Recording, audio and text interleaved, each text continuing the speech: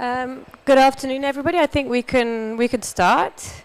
So my name is Claire Chalier. I'm the new head of the Secretariat of the Mainstreaming Climate in Financial Institutions, an initiative that I'll be talking about a little bit in a few minutes. I am also joined by Alice and Sarah, who some of you already know from the representing also the Mainstreaming Initiative, and by Aki, who will be co-moderating this event with me. Thank you for that, Aki. I'd just like to start off by thanking the International Development Finance Club for hosting this event and co-organizing it with us today. And I think we're going to start. Mustafa is here representing IDFC. And I think we're going to start straight away by introducing with some introduction remarks by Eric Usher, who made us the honor of being here today, who is from UNEP Financial Initiatives. Thank you very much, Eric, for being with us today. And I'm going to pass over the mic to you for some introductory remarks. Thank you. Well, great. Well, thanks very much. And it's actually not that noisy in here. It's noisy everywhere. So in a relative sense, it's pretty good. So the standard thing in the halls, you see people, good cop, bad cop. Everybody has different impressions and different understanding of what's going on. It's really very much it's groupthink, right? And I guess there are trends. People get excited and people get distraught. One thing we can say, the food was better in Paris, and I'm a little bit let down.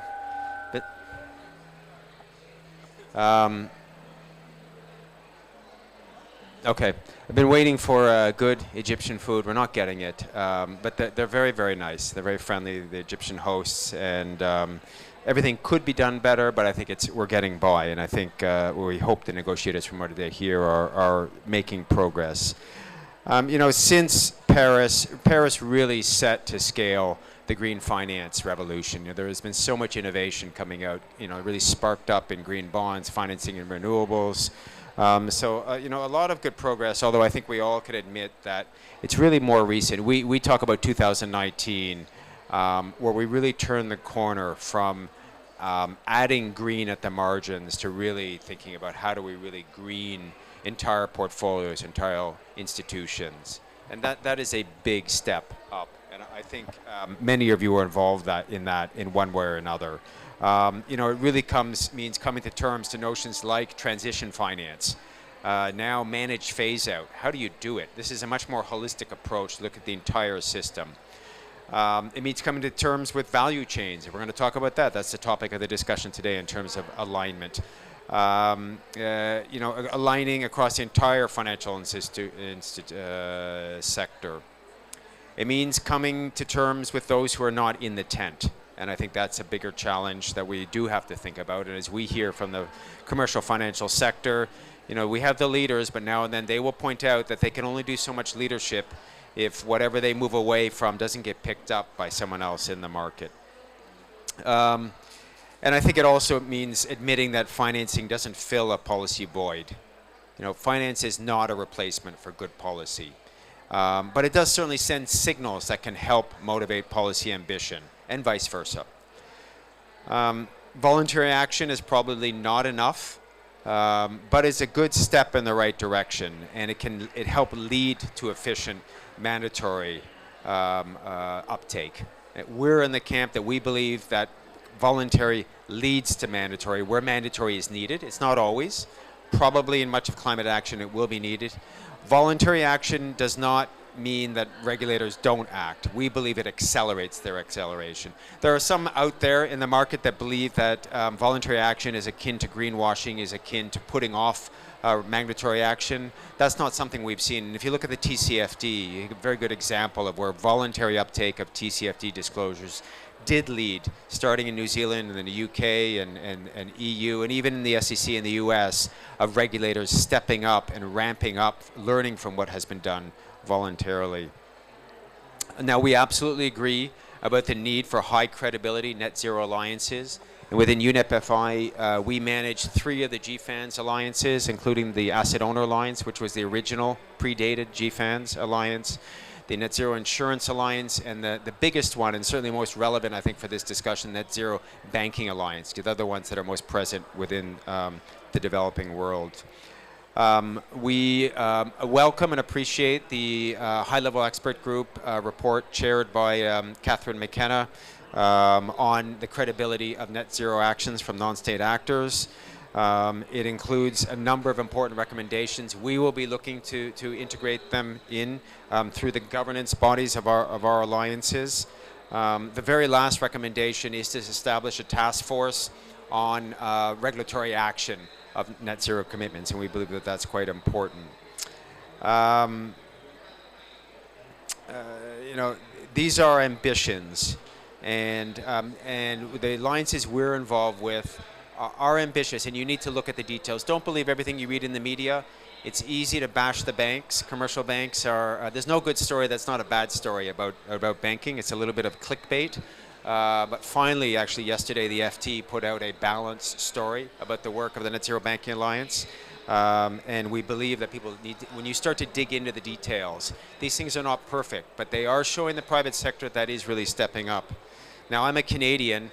This morning, this is not something new, but you know, I look at the oil and gas. There's an alliance, including oil sands, tar sands, Canadian producers, where they've set the really ambitious 2050 goal of being net zero on their operational emissions.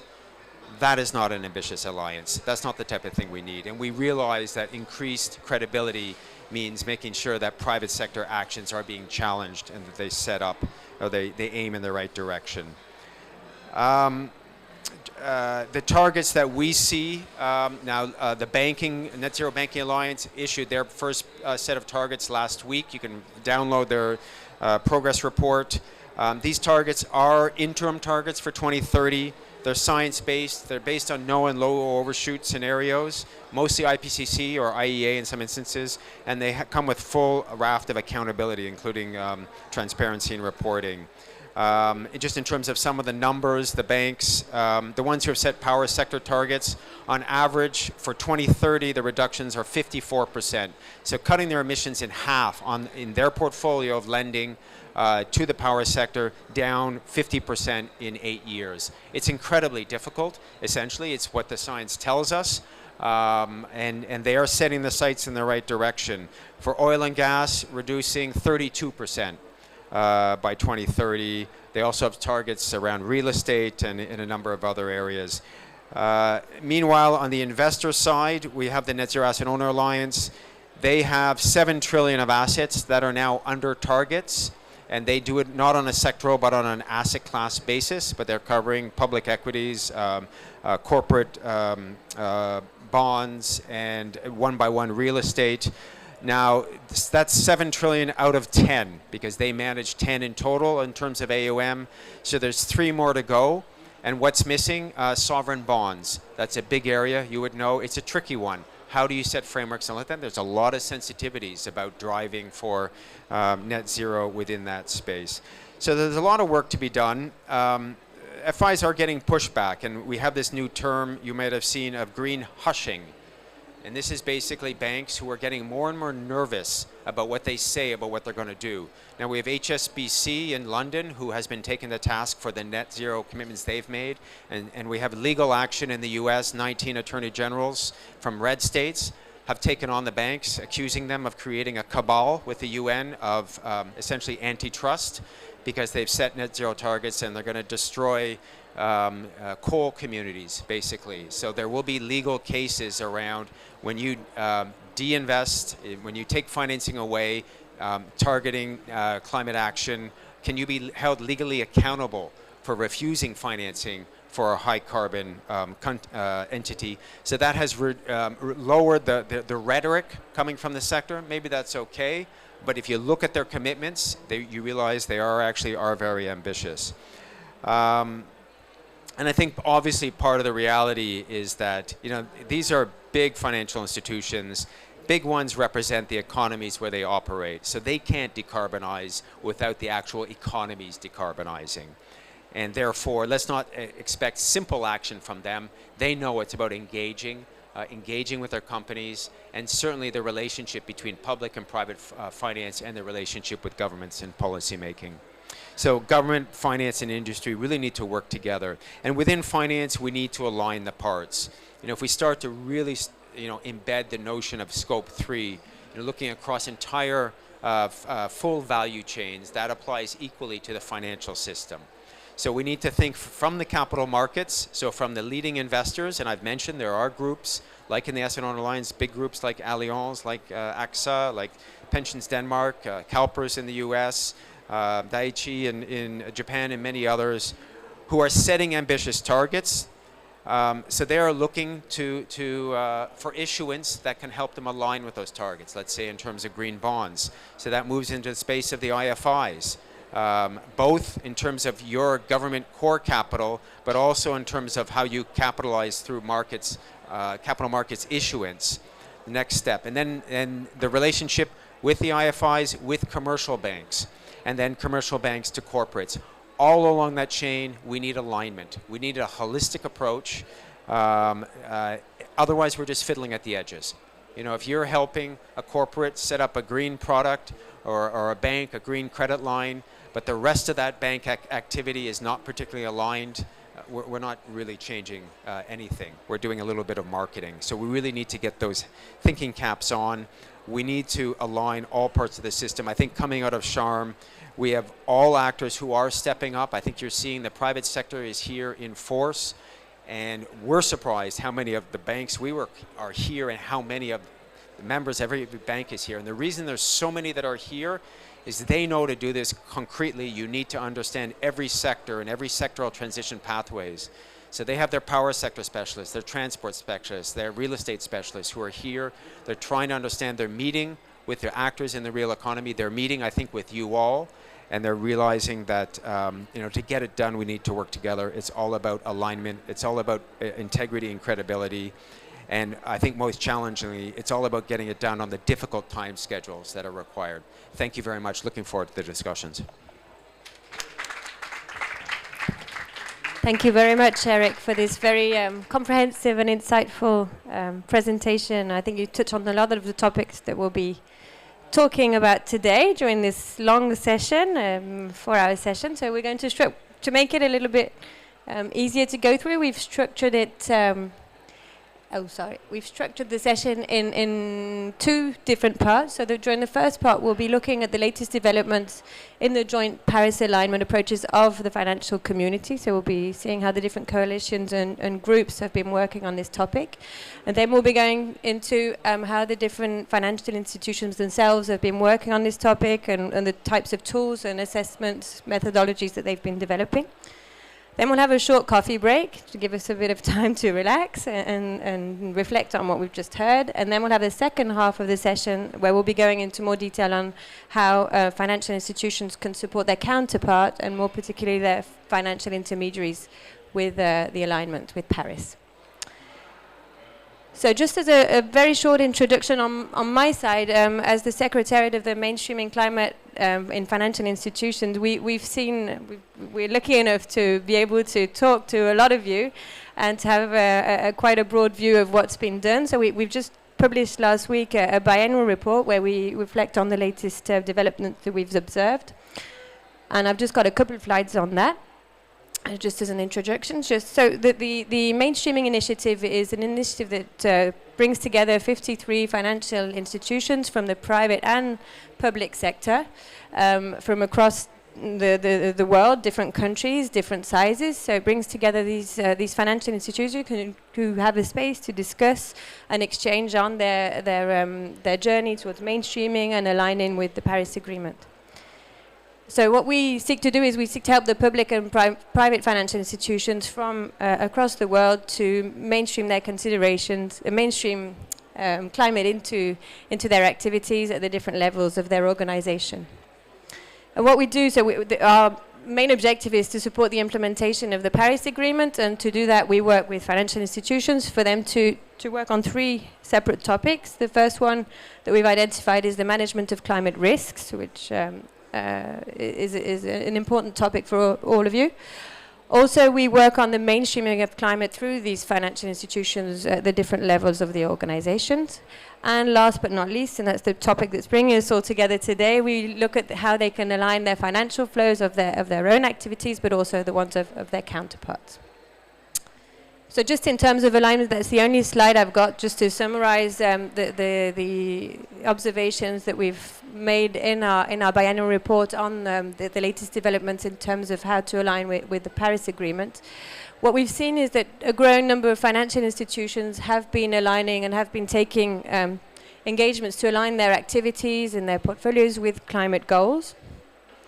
We've seen that many of these alignment commitments actually focus on the mitigation side of alignment, with quite a few commitments to become net zero, to be net zero at a certain time, in a certain time frame.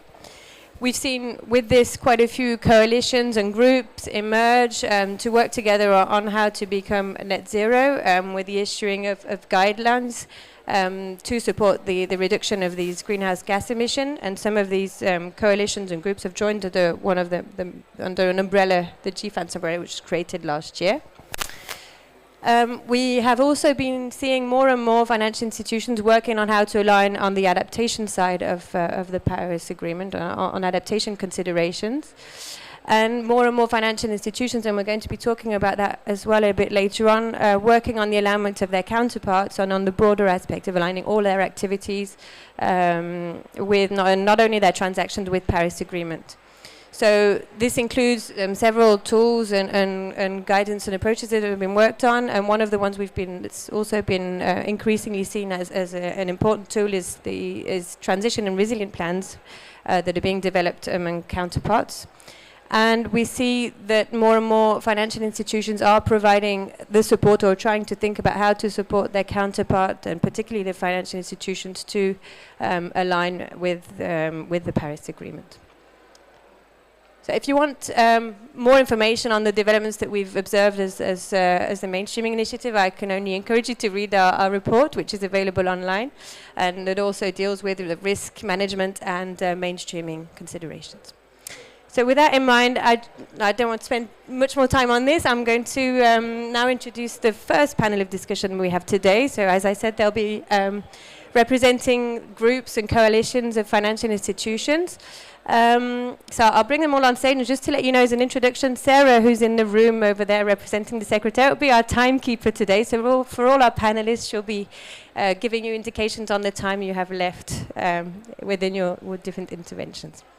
So without further ado, I'm going to call upon the stage Daniel Boyd, if she's around. Hi, nice to meet you, Daniel. Daniel, you're Investor Practices Senior Program Manager at the Institutional Investors Group on Climate Change, IGCC, which you can choose the seat that you want. So you're the first one on stage, whichever seat you prefer. I believe we have also been joined by, let me just check, by Nancy Saish. I'm just checking with the technical services, who is our Chief Climate Change Expert at the European Investment Bank. She's online, great. Hello, Nancy. We'll also be joined by Nicola Mustati, I believe she's also online, yes, who is Director of the Climate Change Team at British International Investment. Hello, Nicola. Thank you for being with us. Hi.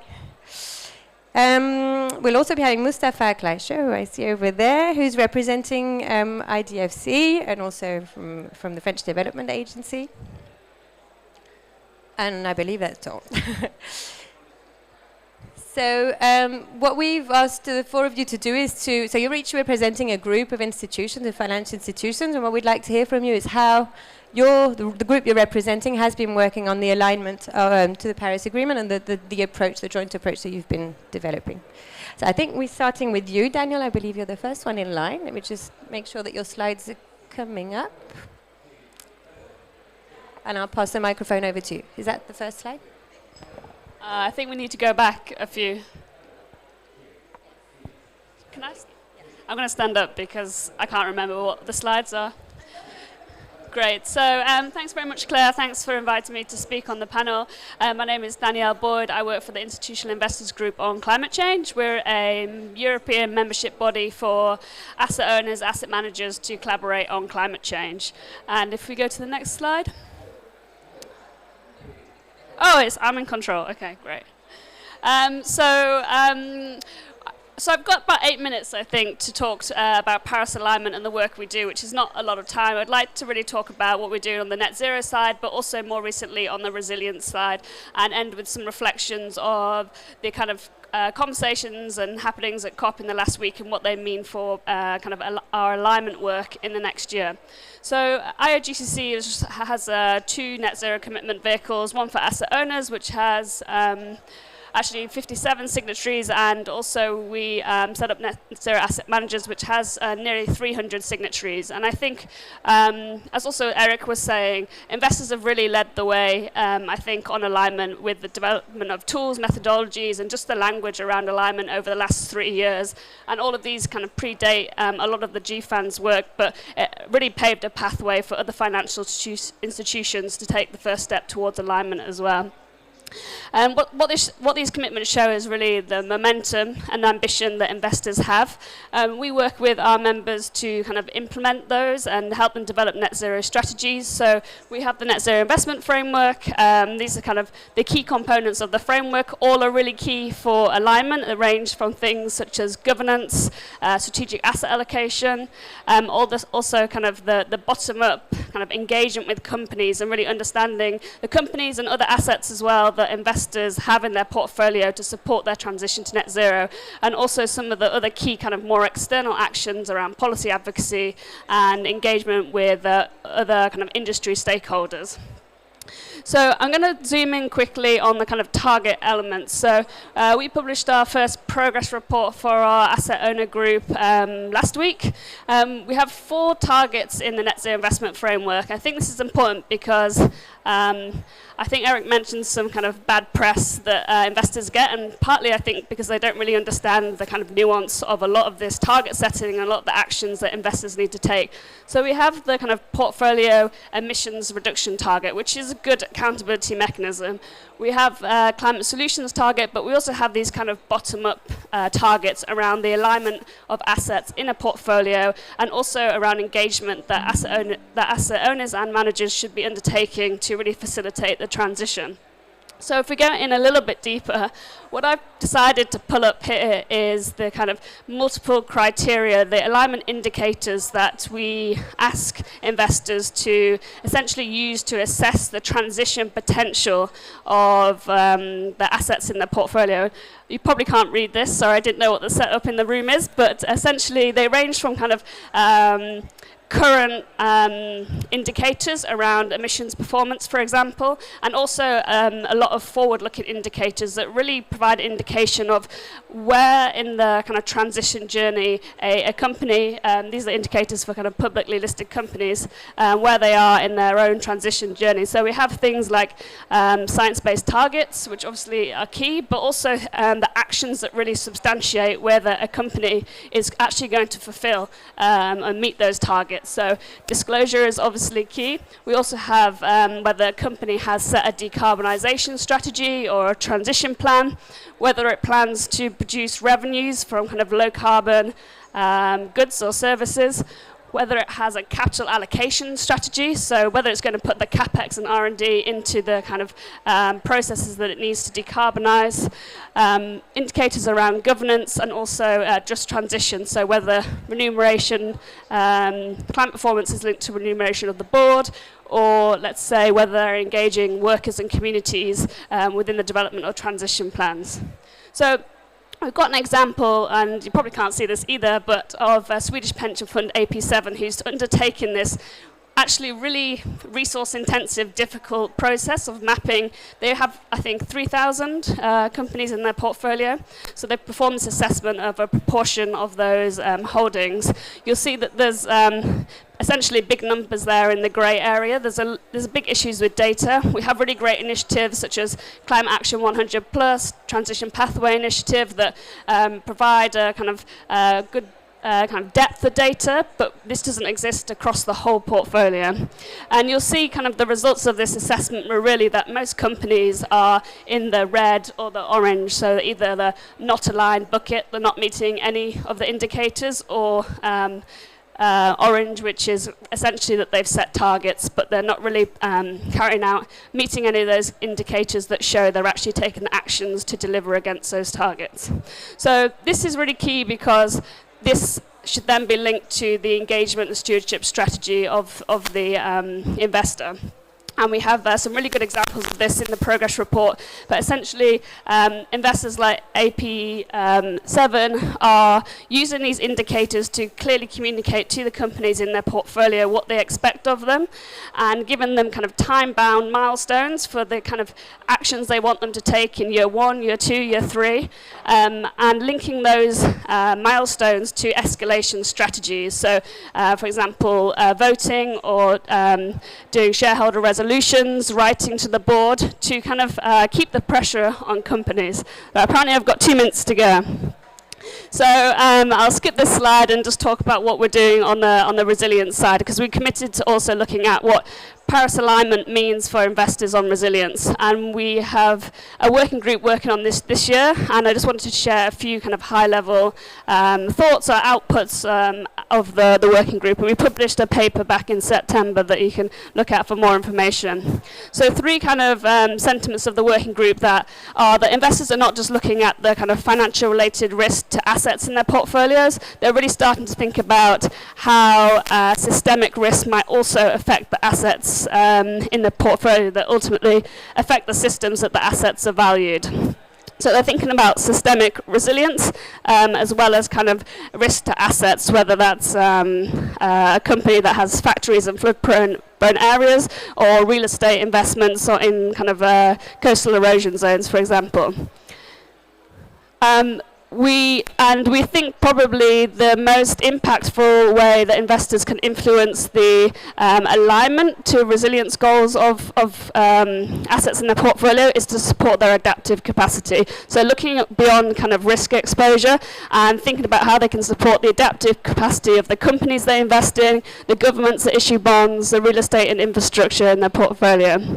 And finally, I've seen some really good work initiatives in this space at COP, some really good open source data platforms, some specific methodologies for infrastructure, for example, and I think we, to really kind of advance this agenda, we need to collaborate a lot more with governments, policymakers, to make sure that we're all working towards a resilience goal, because it's definitely many years behind the net zero agenda.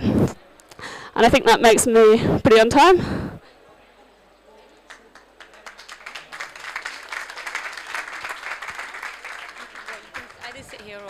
Go back, whatever.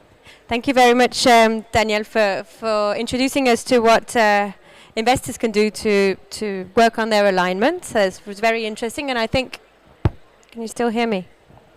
Yes. I think we'll be moving to Nancy next. Nancy, can you hear us? So, Nancy for the joint MDB group? Yes.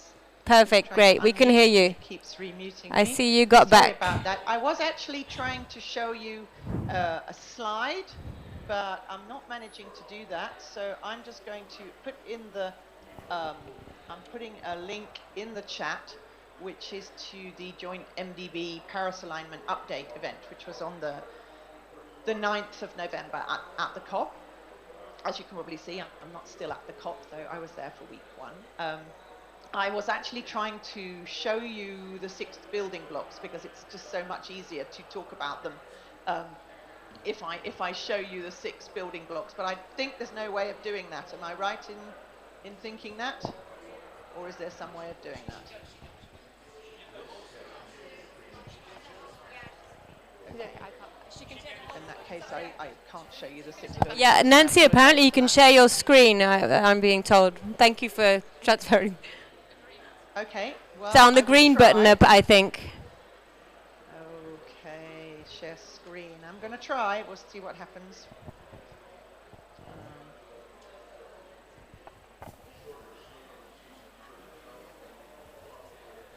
You'll have to tell me if you now see a colorful picture with 6 building blocks on it. Not yet, no. No, not yet. Okay, I'm sorry, I actually do not. I did press the It button. says the so host I'm has gonna disabled say- screen sharing. All right, maybe Nancy, sorry. I don't know if you can work us through it without the slide. Yes, I'm sure I'm most sorry of us about know it that. off by heart already as well. Yes, you probably do, but it's just always easier Yeah. to do it with it sort of. We'll try and So I apologise. close for our that. eyes and remember So, what it looks like. Yeah, so I mean, the important thing is that we've given you a progress update, and for those of you that missed it, I think it would be good to have a look at that if you want to. The slides will be available, of course, the video is available. And I think that gives a flavour of where we've got to. So rather than going over that again, I'm going to try and pick out a few things which I think are important that the MDBs are working on, and which we believe we will need to work with others on as well.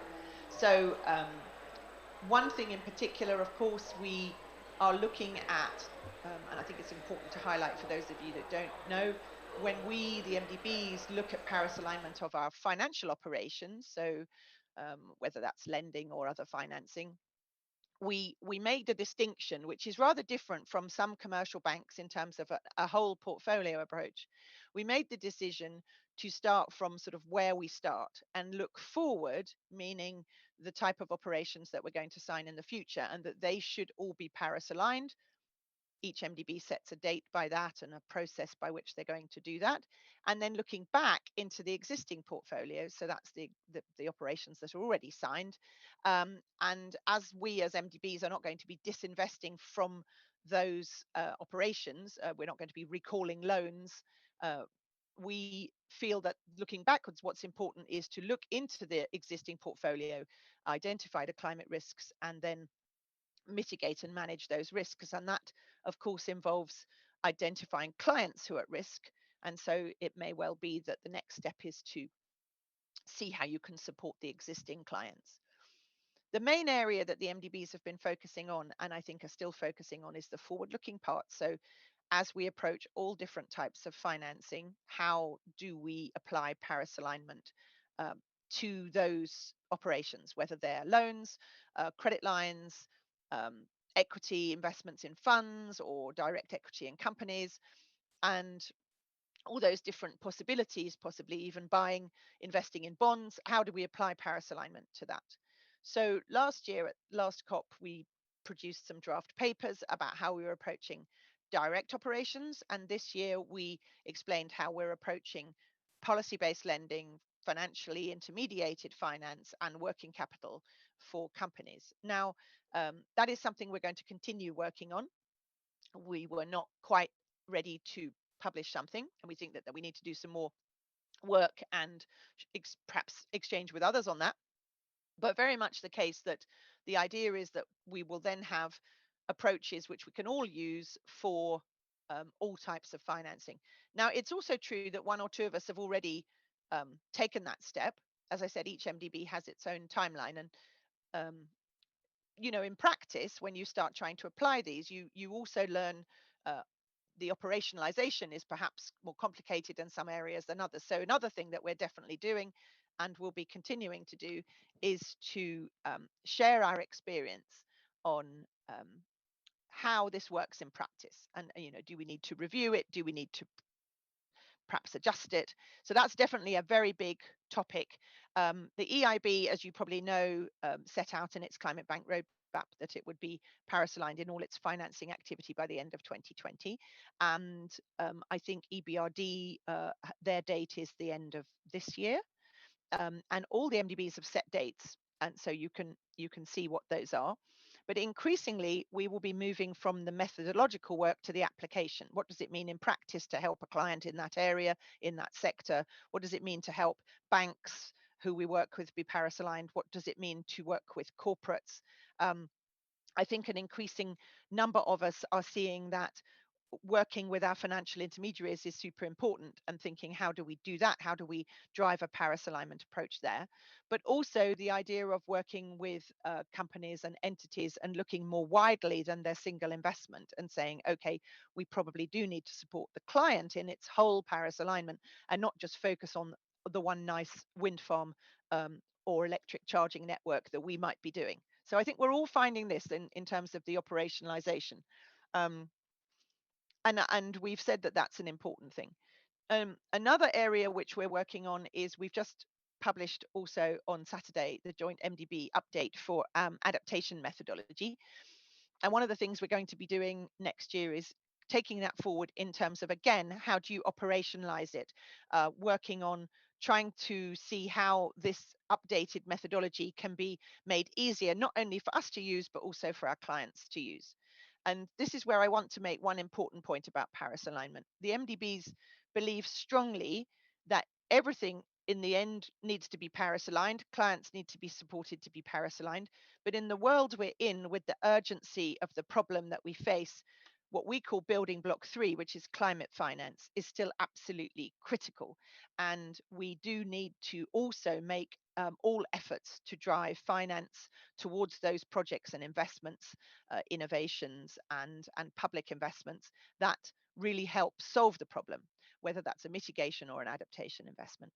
And we see in that effort, obviously, the need to do more mobilization of private finance, to do capacity building and technical assistance to support countries and other clients to bring forward more projects, to make them bankable, so that we and others can finance them. All of the things that help, if you like, what some people might call green or climate finance. So we'd see that both are really important, and I think it's important to distinguish that. So in the MDB world, as it were, we want to do more impactful climate finance, but we also want to make sure that all the investments ultimately will be Paris aligned. At the EIB, we've also brought out an approach for supporting our clients called PATH. And we increasingly see that most of the other MDBs are also thinking about that, and we will need to be sharing our experience on that, and that will hopefully lead to working also in the mainstreaming initiative with commercial banks and so on that. Like, how do we support our clients in their transition plans and in their resilience plans? The last thing I want to say is that a number of MDBs are looking at nature. We had an update on our nature statement, and the nature statement was at COP26. So we had an update at this COP on our approach to nature.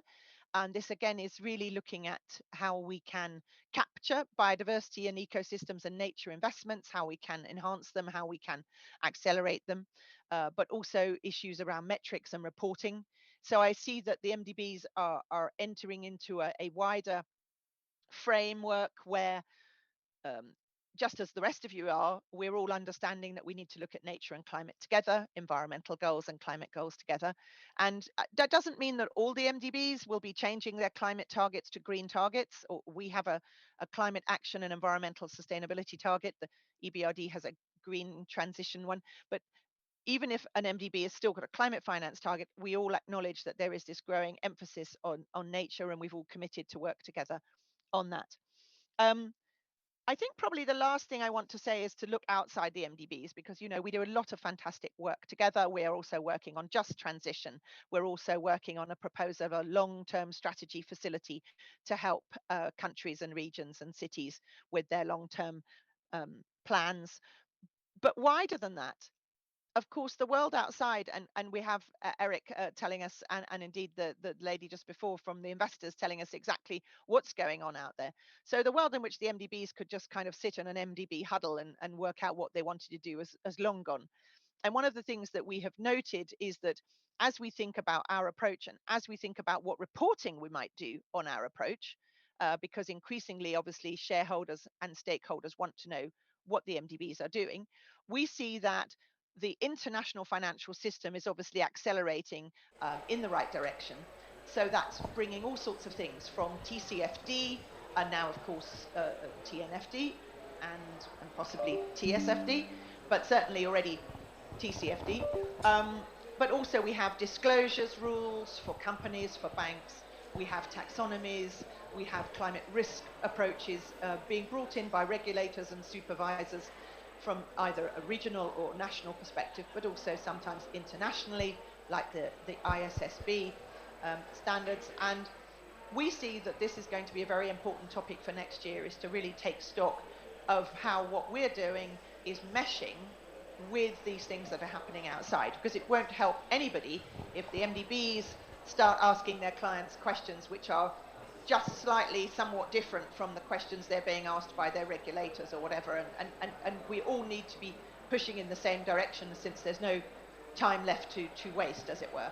So that is a really important part of our work, and since I'm chairing the reporting group for the MDBs, I will obviously have to take that forward. And that's enough of a wrap-up. I hope there are some interesting questions, and I'll try to answer them. Thank you. Thank you very much, Nancy, for that presentation of what you've been doing as a joint group of interviews. I guess you can hear the round of applause that you've been getting, so I guess we all look forward to reading your methodologies on intermediated finance, public-based policy loans, and working capital as well. I think next up on stage will be Nicola, actually, on television will be Nicola. Yes, Nicola Misiti, can you hear us? Yes, can you hear me? Yes, we can. I think we'd now like to hear from your perspective as a DFI what your group has been working on as well. If that's okay. I'm just going to do the timekeeping because I don't think you can see Sarah from the television, so I'll just let you know how much time you have left. Are you sharing my slide? I am. So you can tell me when you want to change slides. I can't see them myself right now. Oh, yeah, now I can. Great. Thank you. Thank you so much. So, yeah, thanks for inviting me to this session, because I think it's really important to exchange knowledge and views on the different Paris alignment approaches out there. And obviously, different, I guess, stakeholder groups have been doing different work. So what I wanted to do today is to give you an update on our own approach to Paris alignment, so from British International Investment, which, for those of you who don't know, was formerly known as CDC Group. So we are the UK's wholly owned by the government development finance institution to make investments for development impact in Africa and Asia primarily, and also some of the Caribbean. And we are also the kind of major provider of the UK government of climate finance in those areas. But what I also wanted to do is to give you an update on the kind of harmonized Paris alignment thinking we've been conducting over the last year by the group of the European Development Finance Institutions, so all of my peers and colleagues from across Europe as well. So if we go to the next slide. So starting with our approach in BII, and I think a lot of this was kind of outlined already, but I think when we developed our climate strategy in 2020, we were really thinking, okay, how can we come in line, obviously, with Article 2.1c in the Paris Agreement, that all financial flows should align with low carbon and climate resilient development, and that's really how we constructed our Paris alignment approach. So it consists of these sort of 3 building blocks. So the first one is around net zero by 2050, and I'll talk about that in a bit more detail in a second. The second one is around supporting a just transition, which obviously is also a key kind of part of the Paris Agreement, and absolutely vital to consider the social considerations in our investments. And then the third one is around adaptation and resilience. So for us, that's very much core also to any sort of Paris alignment thinking. And for that, we kind of address this in 2 ways. And I think some of this was outlined by Danielle already, but we see a really need to address the physical risks in our investment decision makings and build resilience with our investees, but also secondly to invest more in adaptation and resilient solutions as well for the broader system to become more resilient. So if we go to the next slide. Thank you. So I just wanted to outline kind of our net zero building block in a bit more detail, because I think what we will hear over the rest of this sort of workshop is that some approaches of net zero in particular are around aligning the portfolio, and I think that's obviously what Danielle, I think, mostly talked about. And then we also hear about approaches, how we align individual investments, which is, I think, more what Nancy talked about in terms of, you know, the MDB approach.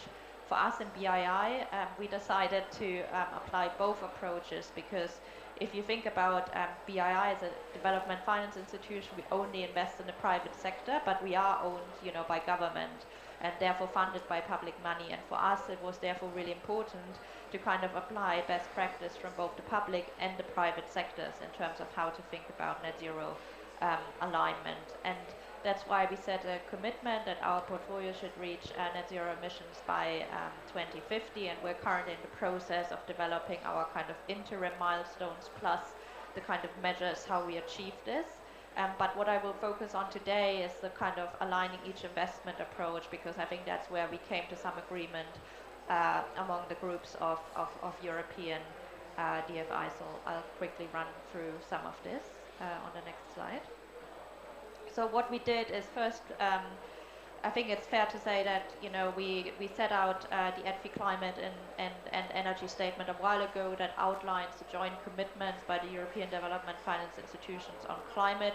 It contains a range of kind of alignment, including on things like TCFD, portfolio alignment, and so on, but also specifically to come up with a kind of harmonized approach on Paris alignment at transaction level. And we've developed this kind of proposal jointly with some of the institutions that you see listed here, and got then approval from the broader EDFI governance. And what we agreed was this kind of set of principles. I mean, I won't run through all of this in detail in light of the time, but just highlighting some of the key issues. Obviously, Paris alignment is very much around aligning with the 1.5 degree temperature goals, and therefore always this question is how do nationally determined contribution come into this. And where we landed in our discussions is that obviously it's really important to look at the NDCs, because these set out country commitments, but just because something might be mentioned in an NDC does not automatically mean it's Paris aligned, because we know that the NDCs are currently not aligned with the 1.5 degree temperature goal. So it's important to look at, but we need to go beyond that as well. The other key point for us is when we think about 1.5 degrees, it's very much around economic transformation of all sectors. Therefore, kind of short-term improvements in emission reductions is not enough to really get us there. And therefore, we really have to think about the longer term, and that's obviously where things like carbon lock-in and so on come in. The second key principle was around how we think about particularly least developed countries, because I think we are all probably pretty much aware that they obviously will follow different sort of transition pathways, because for some of the countries that we in particular invest in, I mean, there's not much to transition from, given the low level of emissions. It's more how to build economic systems in the lowest carbon manner possible. And then adaptation and resilience, I mentioned already, a core part of Paris alignment as well. And then lastly on development impact, because that's the mandate for us as development finance institution. But what we also wanted to make clear is even though we consider obviously development impact in all of our investment decisions, a strong development impact case on its own does not mean an investment is Paris aligned. It still needs to go through the assessment on the climate side. So quickly go to the next slide. So this is the kind of framework where we landed, and I think it's had quite a lot of similarities with our MDB colleagues, and obviously we built on their work as well, because we wanted to align as much as possible. And I think where we landed also to make it easily operational is to have an automatic list of aligned activities, an automatic list of misaligned activities, and then to develop sector guidance for anything that's in between or conditional.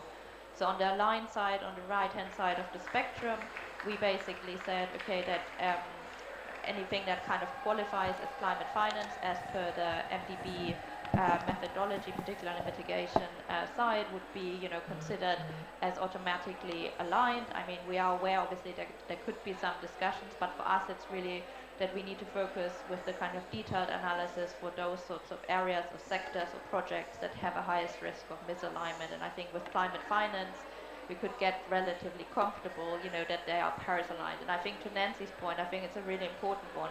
That means in our framework, all climate finance is Paris aligned, but not all Paris aligned activities are obviously climate finance, so to say. So I think that's important. And then on the misaligned side of the spectrum, as EDFIs, we also agreed a harmonized list of fossil fuel exclusions. So these we would consider as automatically misaligned. You see them on the slides, and those are not taken forward. And then I think where most of the work is needed is actually on the conditional side. So those are activities that are not climate finance, but also not excluded because they are fossil fuels. So if you think about manufacturing, if you think about agriculture, and so on, transport. So those are the sectors that are key for economic development, but we as DFIs have a key role to play to make sure they develop in a kind of Paris aligned manner. And if we quickly go to the next slide, I won't go into detail, but that's basically, because I know I'm out of time, so I just say that at the sort of transaction level, the idea is really with the sort of conditional bucket, so to say, to develop sector-specific guidance. And the sector-specific guidance, I think, looks at indicators in these sorts of three areas. So system level is basically country, so what's the country doing in that sector? Is that project aligned with that sort of pathway? And then the asset level as well is, even if the country is doing certain things, does this project fit into it? And things like carbon lock-in comes into the mix. And then lastly, on transition risk as well, which you could say is the other side of the coin of Paris alignment, because the more Paris aligned a project is, the less transition risk there should be, but that still needs to be looked at from a financial perspective. So maybe I'll stop here, and yeah, happy to take any questions. But just to say, I think there's further work that we as the EDFI group will do over the next year to particular develop the sector guidance for this sort of conditional side of things. Thank you very much, Nicola. It's very useful for us to see what you as a DFI have been working on over the past few years, and I think it will probably echo some of what our last panelist is going to say today. So not last but not least, our hosts, representing IDFC, Mustafa Kleischer. Let me just... Hello. So I don't have a presentation. I'm going to tell you about the last developments of what we are doing in IDFC. I'm not going to enter in details of what member is doing. We will not have any time for that. And anyway, we have some presentation after at the second part. We will give you some details of some members. So I'm going just to talk about what we do in general. So maybe for those who are not familiar with IDFC, what is IDFC?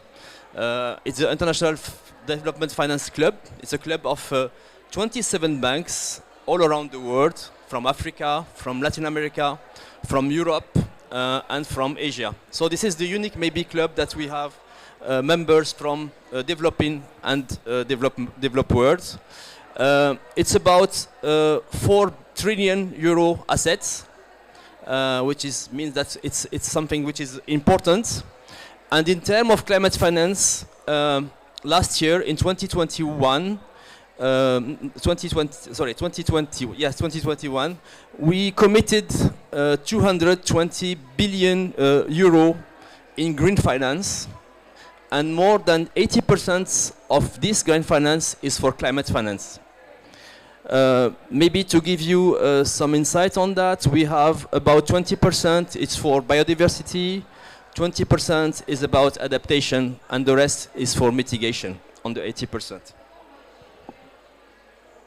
So what we do for operationalize Paris Agreement, the IDFC took a lot of commitments. I mean, some commitments on that in early 2018, and also after the Paris Agreement was signed. But what concretely they do? First, they created the climate facility. I would say that the climate facility was one of the answers that was put on by the IDFC club to try to help the members to integrate the climate finance tools in order to improve their activities.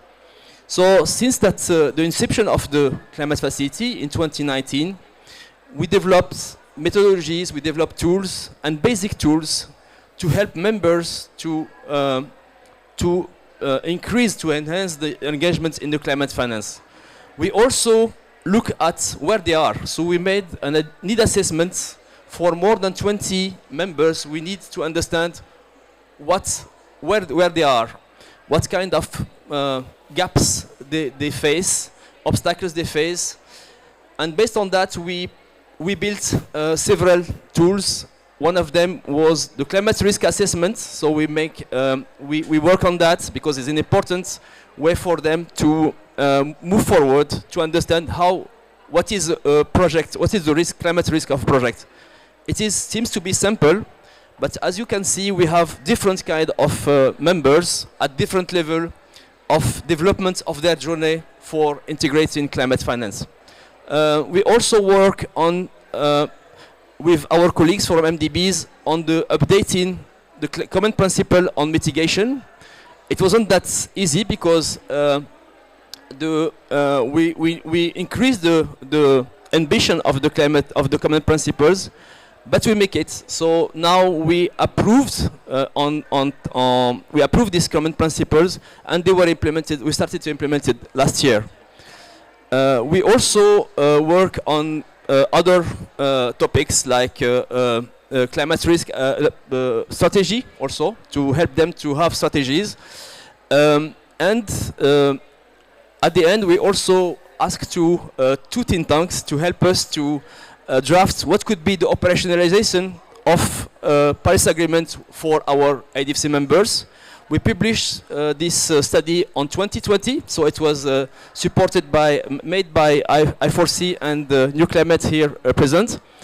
And we start to engage with our colleagues, our members, to see how they can increase their ambition, how they can be more aligned with Paris agreements.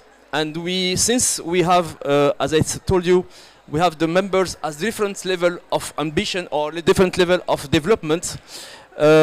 First, we supported, we encouraged some of the members to be aligned, to be assessed, to understand how they are aligned with Paris agreements. So we took the assistance of E3G, help us to do the first assessments on Paris Agreement alignment of some members, and we will have 5 or 6 members to be also assessed next year. But this is not enough. We need also to help those who are at their early journey of mainstreaming the climate finance. So we were requested to set up a fast track, something that could accelerate the engagement of those who are needy to be more active, to increase their ambition on the climate finance. So I will stop here and leave the floor to you for the rest of the session. Thank you, Mustafa. I think we'll be getting a bit more detail on some of the things that you just touched on during the second part of the first session, and that will be moderated by Aki here in the room.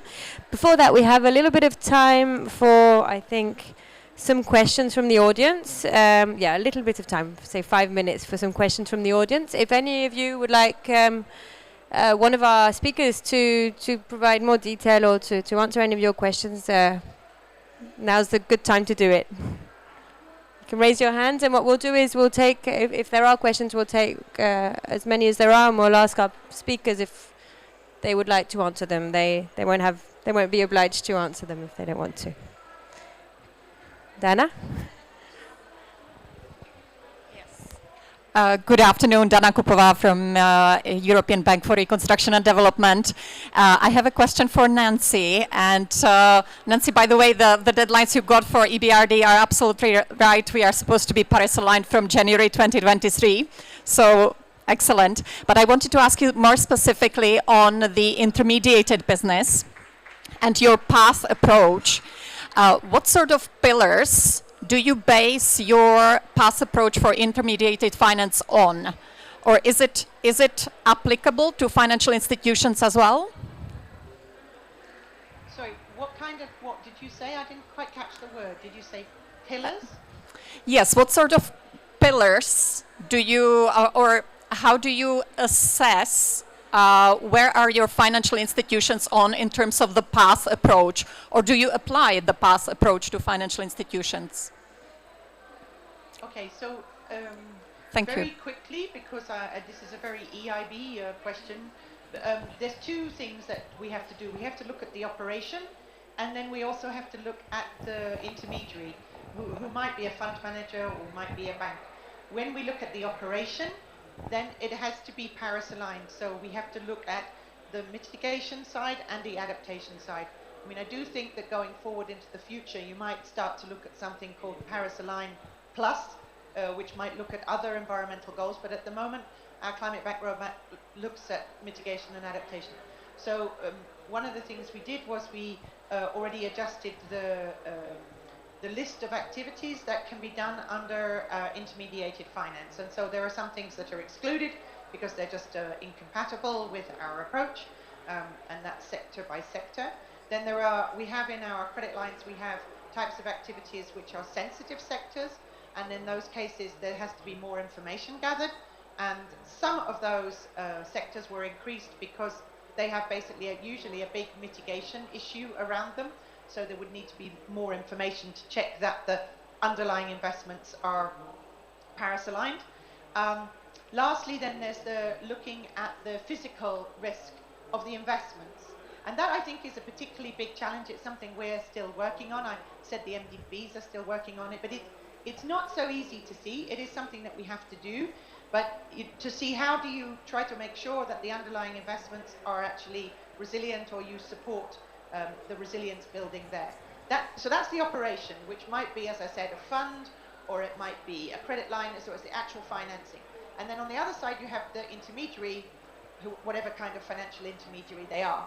And the way we decided, actually, we did quite a lot of work on this. And in fact, I'm going to give a shout out to Wouter Meindertsma, who's actually in the audience. So Wouter, can you put your hand up, please, so people can see you're there? Because he's actually one of the people behind PATH, and he's much better than me to answer these questions. So I suggest you grab him in the coffee break.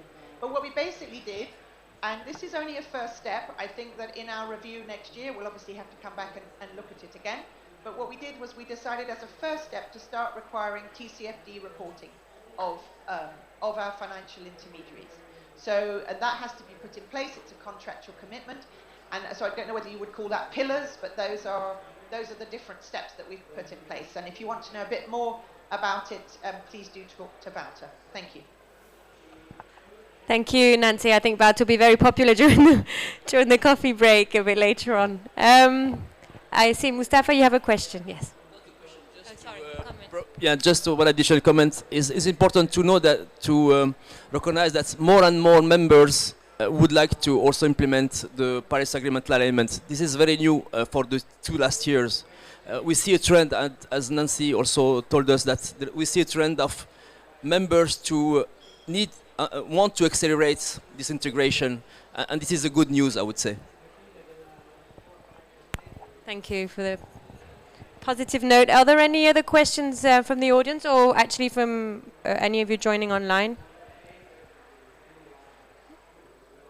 If not, I think we can move to the second part of the first part of today's event, I should say, where we'll be looking into more detail on what you individually have been doing as financial institutions. And I'm going to invite Aki Sachi onto the stage with me. So Aki Sachi, you're a Senior Climate Policy Officer, right? Senior Climate Policy Officer, I believe. I'm trying to introduce you. Thank you. Policy Analyst, sorry. Thank you, Claire. And moving from sort of Paris alignment on the institutional level, I think it's also very interesting to learn a bit about what financial institutions are doing to operationalize some of these things on various different levels. Here I'm going to introduce very briefly the number of panelists and then call you up one by one.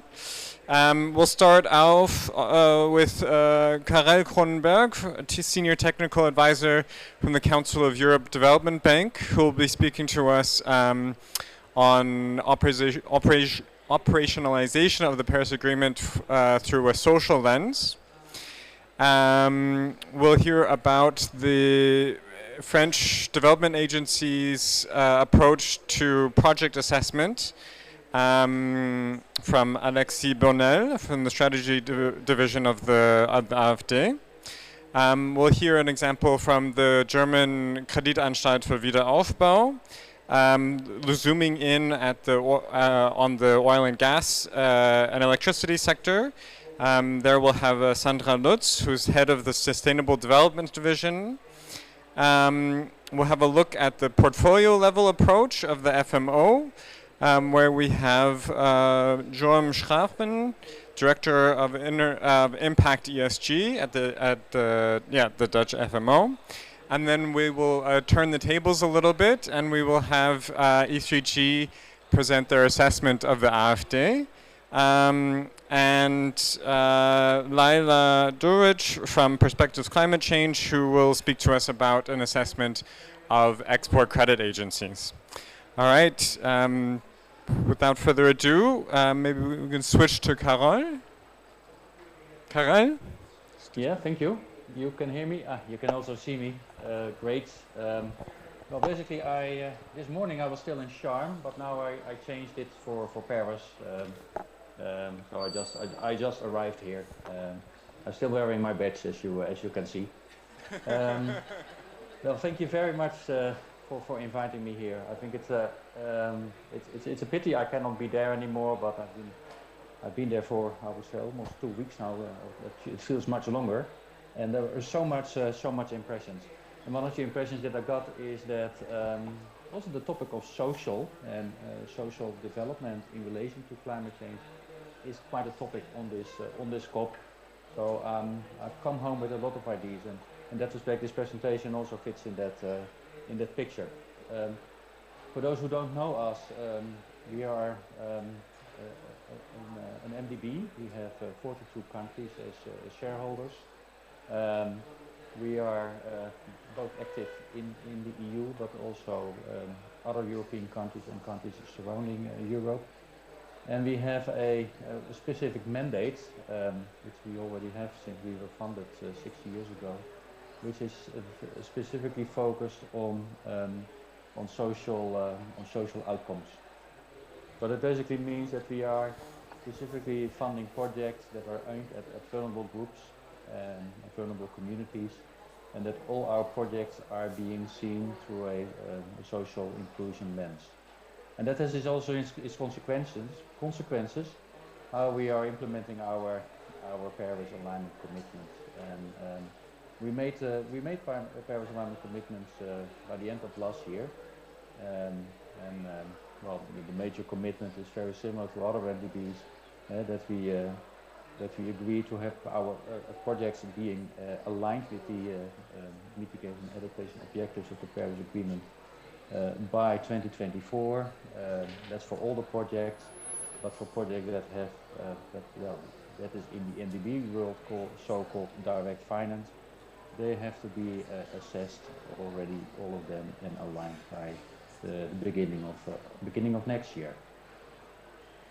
But coming back to the social investment that is aligned with the Paris Agreement, then it's very interesting, important for us to understand also the interactions between the, I would say, between the topics like social inclusion and climate issues. We call that in our, I would say, methodologies that we're working with, we call it the so-called social inclusion climate nexus. And it is very briefly said, it is that if you aim for projects with social outcomes, and that is what we do in the CEB, then we should always be aware and account for that they will be impacted by climate change. Karel, can I ask you? Well? Yeah, can I ask you to hold the microphone a little bit closer to your mouth? Yeah, maybe it's very loud in this room, so. It's very loud. Okay. Yeah, that's much better. Thank you. Yeah, let me hold it like this then. It's very quiet here, so I'm not speaking loud now. But secondly, it's also important that climate action outcomes are also impacted by social drivers, and climate actions will only be successful if you take social impacts into account. That has to do with acceptability, effectiveness, also feasibility of climate actions. Well, with that in mind, a lot of discussion that we got also in the COP on just transition, of course, are very relevant for us. we also like looking forward very much also in the joint NDB group, but also together with the mainstreaming initiative to share more ideas and more methodologies and definitions, etc., to improve and better understanding of the topic. But let me now go back a little bit to the methodology question that was important in this session, and very much in line with, I would say, a lot of other NDB organizations. We have basically made a split between mitigation and adaptation. And interestingly, if you look at mitigation, then at the first sight it is relatively simple for an organization, relative of course, compared to other NDBs, because we are not in the high emitting sectors. We also have, I would say, a limited, number of regions that we work on, and a limited number of project types. Karel, can I ask you to speak a little bit closer to the microphone? Just okay, I will speak again. That's perfect. Thank you. Yes, sorry. I really need to hold it like this then. But if you look at adaptation, then the challenges come. And it is not illogical, because if you look at adaptation, you are very much looking at the resilient dimension. And if you talk about resilience, you're not only talking about the resilience of infrastructure, but in the end you talk also about the resilience of communities. We also talk about different groups that have a different resilience to climate change. And if you do projects, then it may impact different social groups in a different way, and projects may also be affected in a different way by climate change. So that gives for us at least I would say a complicating or a deeper dimension in how we look at climate resilience. How do we do that in practice? Well, first of all, very important, you have to start with, and that is very much in line with what the NDBs do as well. You have to look at the physical risk at a specific location or the specific region where you carry out your project. And for that, we are working with commercially available models. At the moment, we use the Munich Re model, which is a very, I would say, high resolution, and basically gives I would say, an initial good picture of what is happening on the ground in terms of future impacts of climate change. In that respect, and it was good to have Eric here, also the UNEP FI TCFD pilot, where basically these discussions were also very much on the models, were very helpful for us. So it's not all MDB input. There's also quite a lot of input for this work from outside the MDB group. I'm also talking, for instance, about the ECB regulation and requirements, that we look at it as well. And after this initial screening, we have to look at how are these impacts impacting the physical infrastructure of the project, but also the communities that we are aiming at in the project as well. And you have to look upstream and downstream, and of course that can be challenging. So, for instance, if we do an education project, that includes also the building of schools. Of course, you have to look at how is climate change impacting the effectiveness of schools. For instance, can schools still be open if there is a heat wave? Is the building sufficiently energy efficient? Not to put too much, I would say, cost on the energy bills. But also, is extreme weather also impacting the infrastructure around the schools? Can it be reached? What are the communities that are served by these schools? And you can even go further. What is the curriculum of the school, and are they taking climate change impact in their curriculum as well? So there are, for one project, you can look at many dimensions. So summarizing, if we work at the implementation of methodologies on Paris alignment, we very much depend on, as a smaller and very specialized NDB, on the work of other NDBs.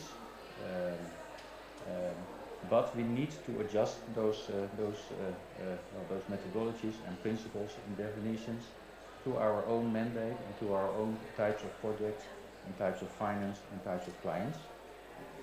For us, it's very important that NDBs and also IDFC members and others work on, I would say, joint definitions on what do we consider just transition, what do we consider climate finance.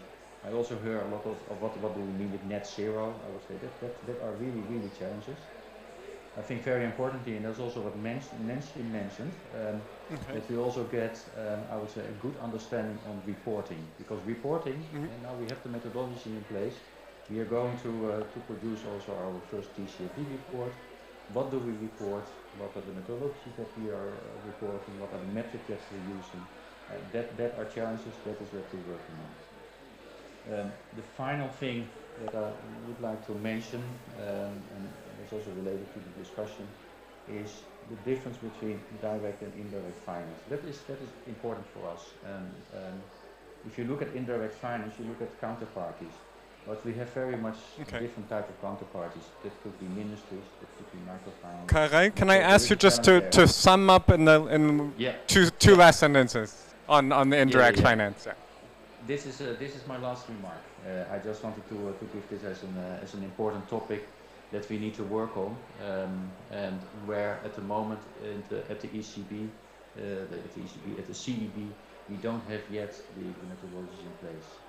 So that is what I want to conclude with. Thank you. Thank you.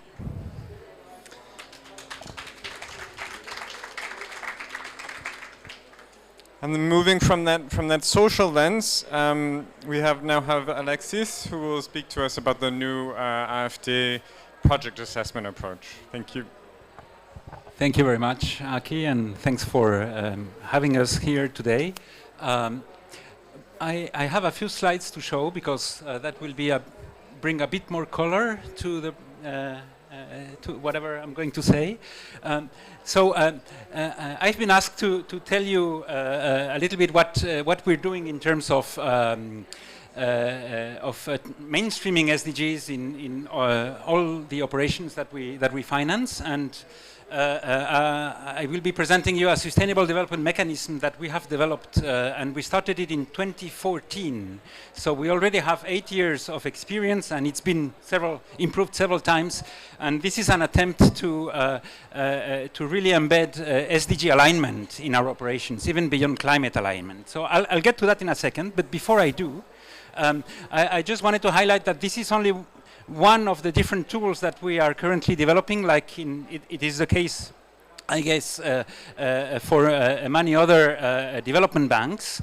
And we've all been through a process where we started alignment, looking at projects, and then slowly but surely we started looking at counterparts. We started looking at the pathways within which our operations are being implemented, and this is a journey, and the tool I'm going to present is the reflection of what is our best practice as of today, and it will probably evolve in the future as we continuously try to raise ambition from doing good things to doing things right to doing the right things, which is probably the most systemic level of alignment, and it will probably take some time to move to that really systemic level of alignment. So back to the Sustainable Development Mechanism that was developed, as I said, 8 years ago and improved several times, including with the help of some think tanks and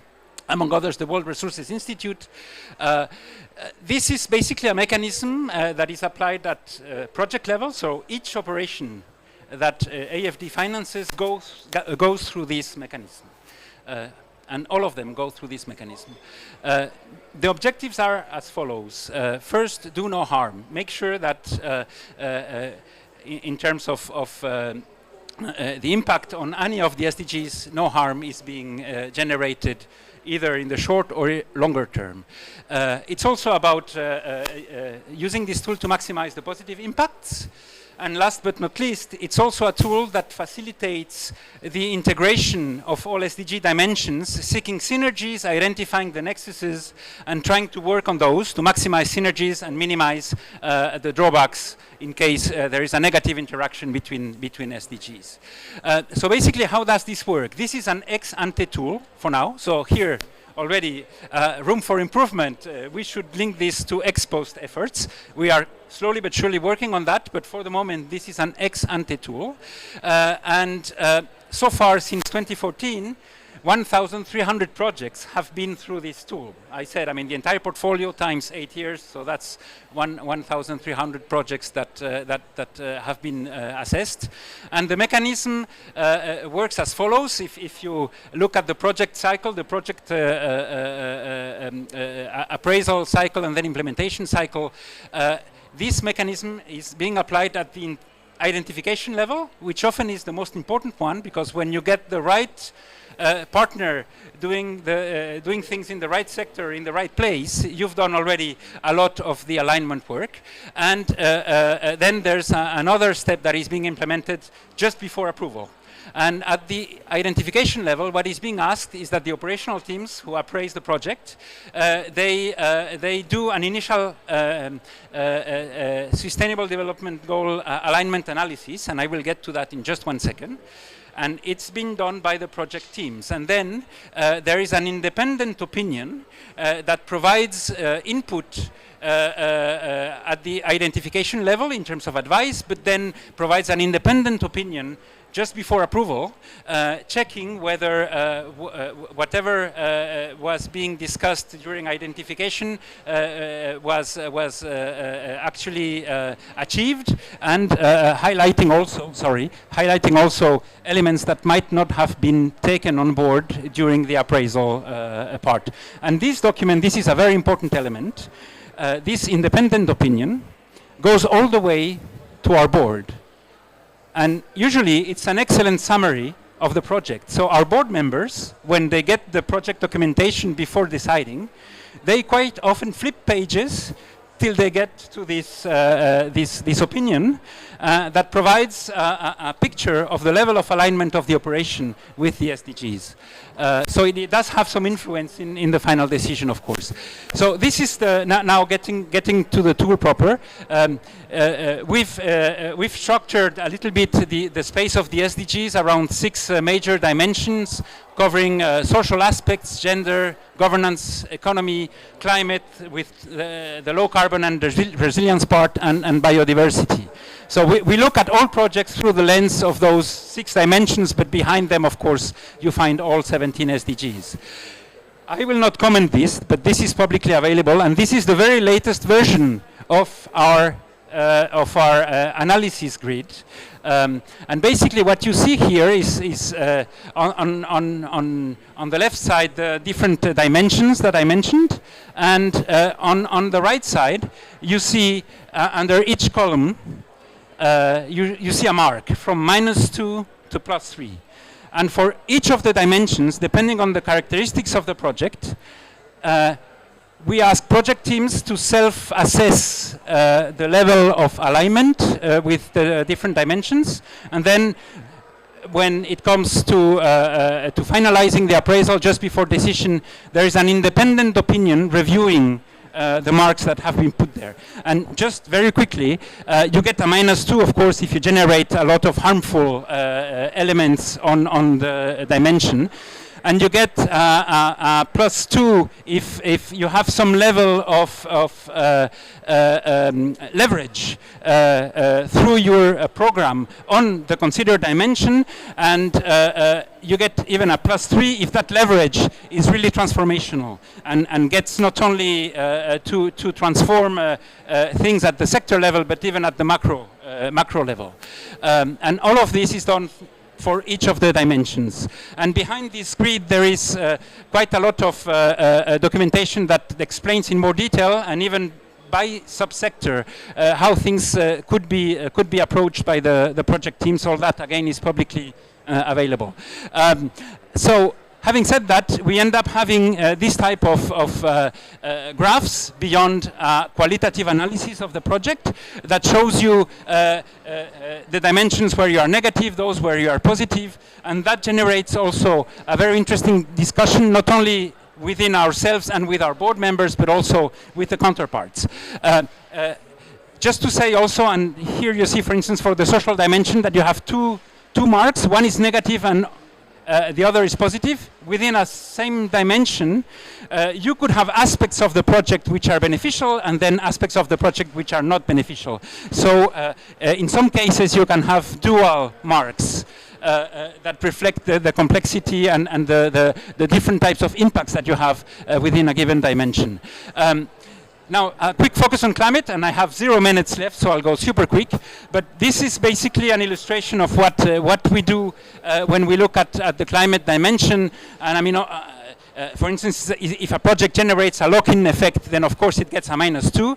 And the rule for us is that if it gets a -2, then we don't finance it. That's how we apply also this tool to our intervention approach.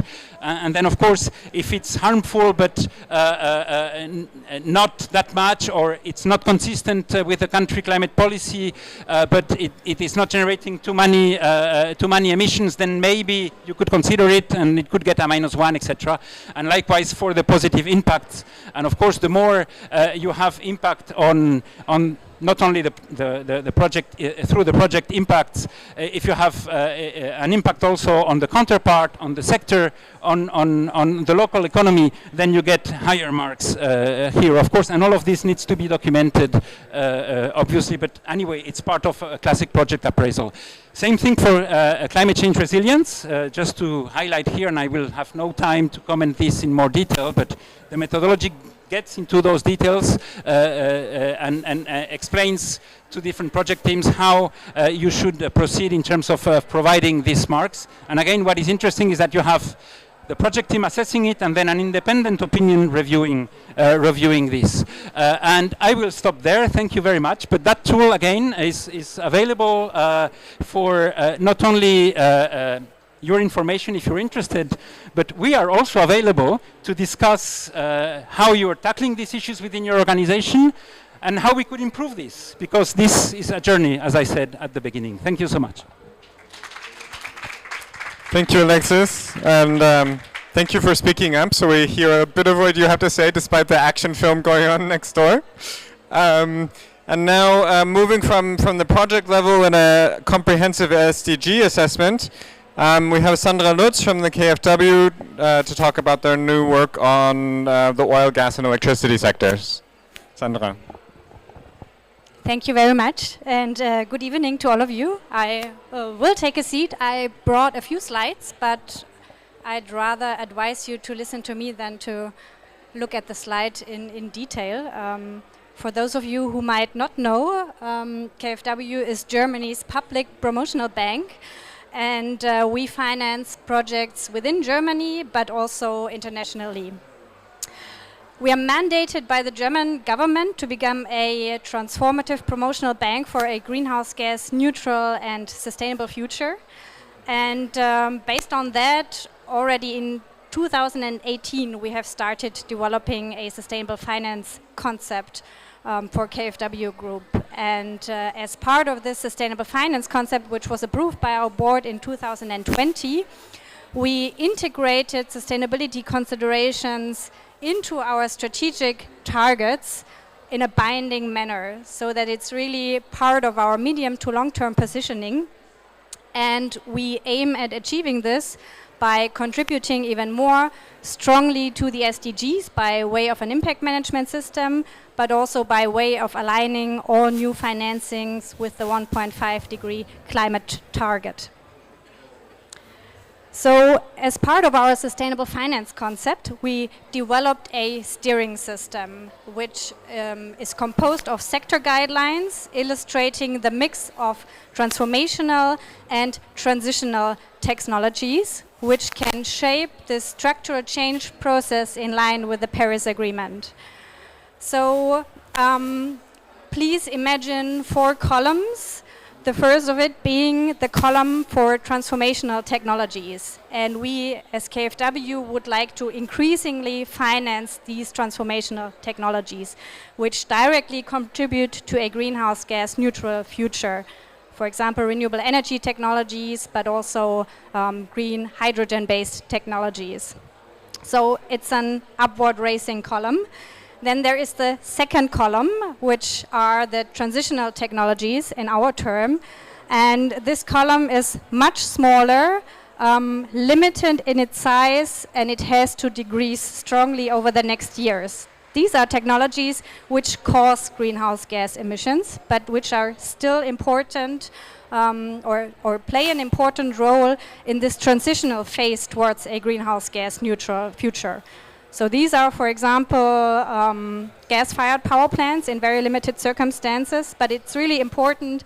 It must be restricted by, for example, way of a quota. Then there's the third column. It is actually pointing downwards. These are the technologies which are really not contributing to a greenhouse gas neutral future and which are not needed in this transitional phase. So they are excluded from KfW financing.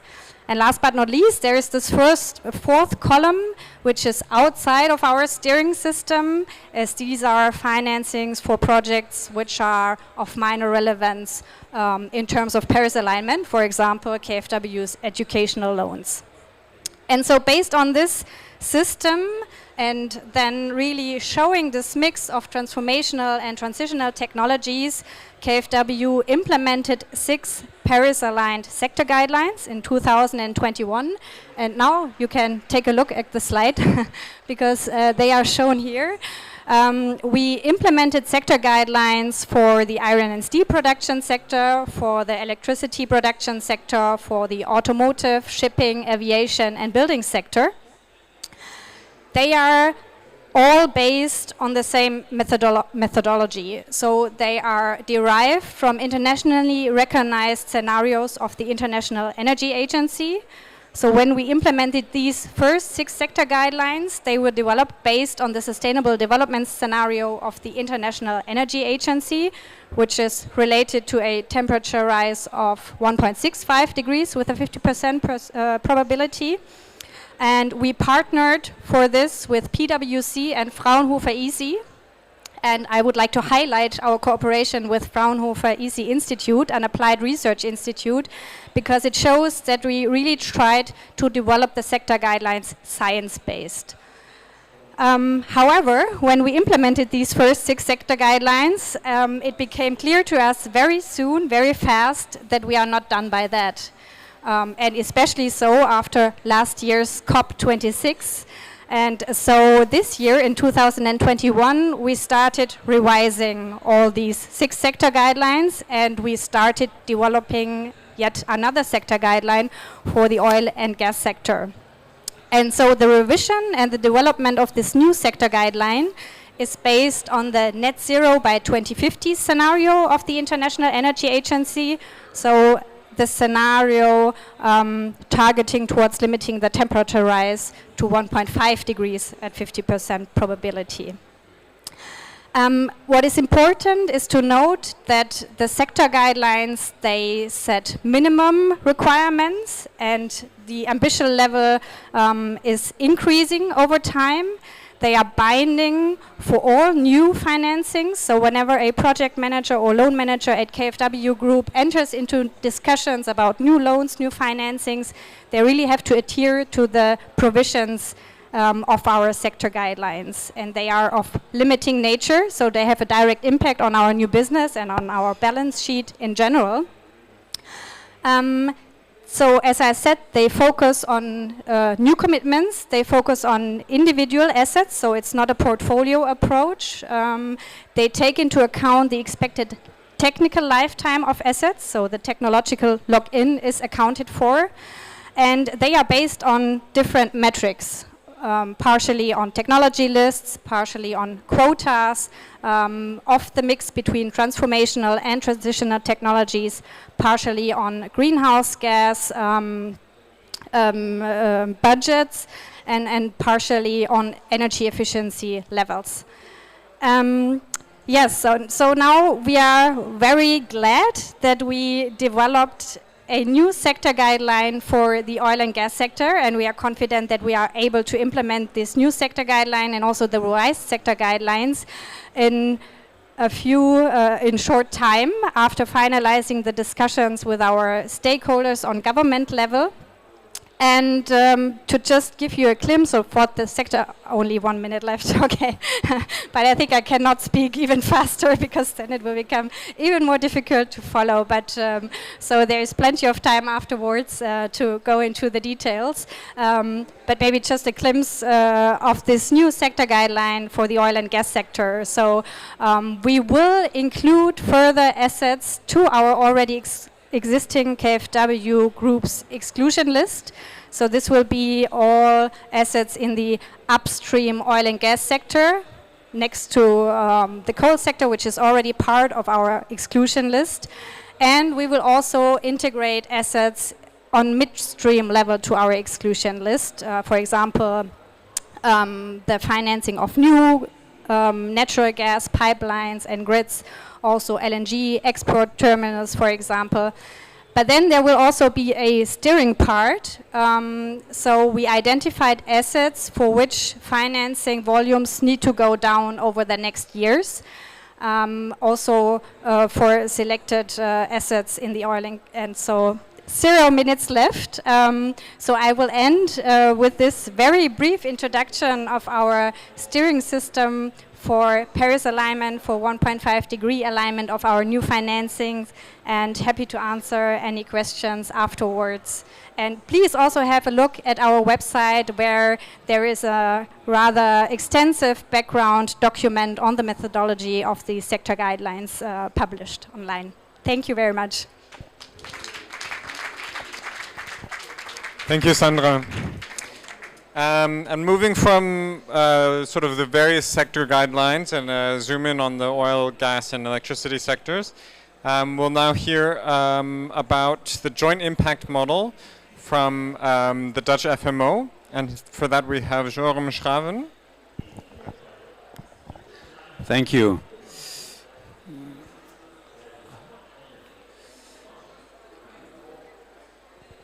There we are.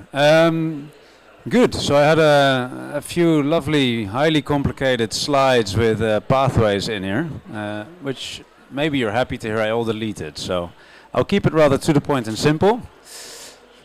Basically, if you still recall the slide that Nicola had, which I quite liked actually in the first panel, about DFI methodologies, she had on the left-hand side the project level Paris alignment, which I think is the route that most of the presenters today have taken. And then on the right-hand side, the portfolio level alignment, which is where actually FMO, the Dutch Development Bank, started. Why did we start on that side? And I think in the end we'll all be converging to elements of both models. But we started on that side because we're actually a regulated bank ourselves. We're part of the Dutch financial sector, and the Dutch financial sector has gone portfolio alignment. So we figured to align with them made sense, but also we thought it would help us in engaging with our financial sector clients, which are a pretty important part of our portfolio. It's been quite a journey. So after we committed to act, we started to work on the tooling, the data, etc. And I think the same type of problems that you see at project level alignment, you also see at portfolio level alignment. So what does it actually mean? What temperature goal are we aligning with here? Is a certain project basically acceptable in one country but not another? Should we have different pathways for different countries at different income levels? So these have been all kind of challenges that we've been struggling with. At the moment we're constructing pathways kind of across sectors and then also at country levels.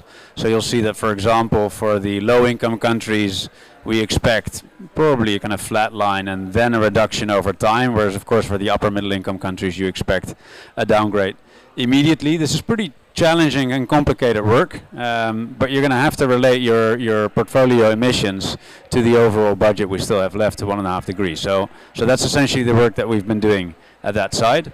The other big issue that you have, besides linking your own emissions to the pathway, is a data gap.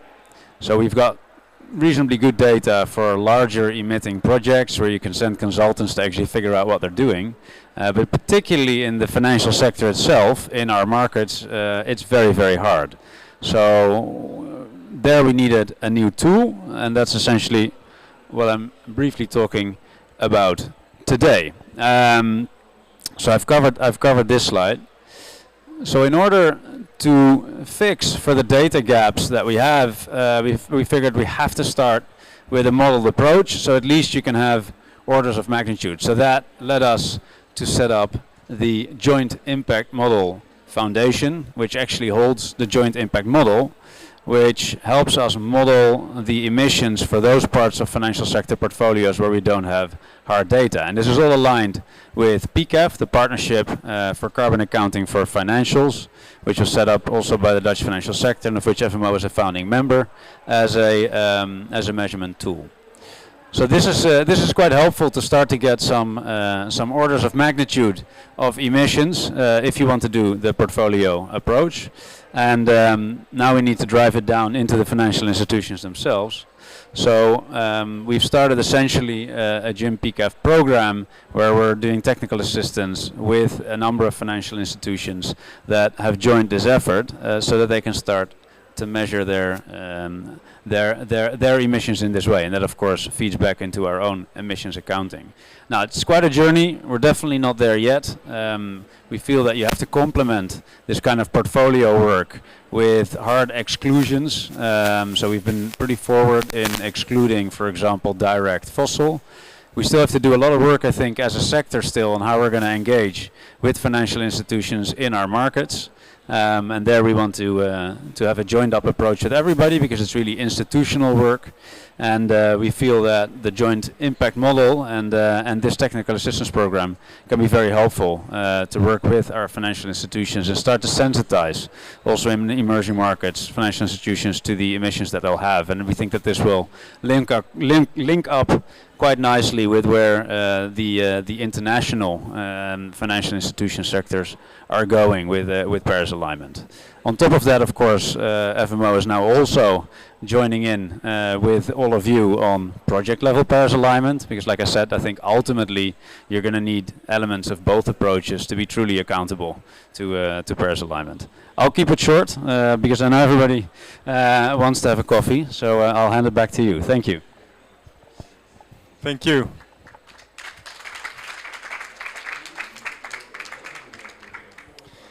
And now, just to turn the tables around a little bit, I'm happy to welcome Laura Sabogal Reyes from E3G, and she'll present the E3G Public Bank Matrix, and specifically an assessment of the French Development Agency, and also a shout out to the French Development Agency to have subjected yourself to this outside scrutiny. I think that maybe have been a scary process, but something that we can all learn from as well. Laura. Thank you, Aki, and I hope it was not such a scary process indeed. I will just sit down because I have my notes here. I had some slides. Yeah, they're coming. I have to... sorry. Yes, so it's lovely to meet you all. I'm very happy to be here. My name is Laura Sabogal, and I'm a policy advisor at E3G in the public banks team. And yeah, maybe for those of you who don't know who we are, so E3G is an independent climate change think tank. We are based in London, but we have offices in Berlin, Brussels, and Washington, D.C., and associates all over the world. We work across the space of climate change and all that entails, but I specifically, and the team that I belong, works on the alignment of public banks with the Paris Agreement. So how do we do this? We deliver outcomes through coalitions with like-minded partners, so just as a little bit of an introduction. And very briefly about the tool itself. So as we face the climate crisis, public banks have the opportunity and the imperative to really lead on the delivery of the Paris Agreement goals.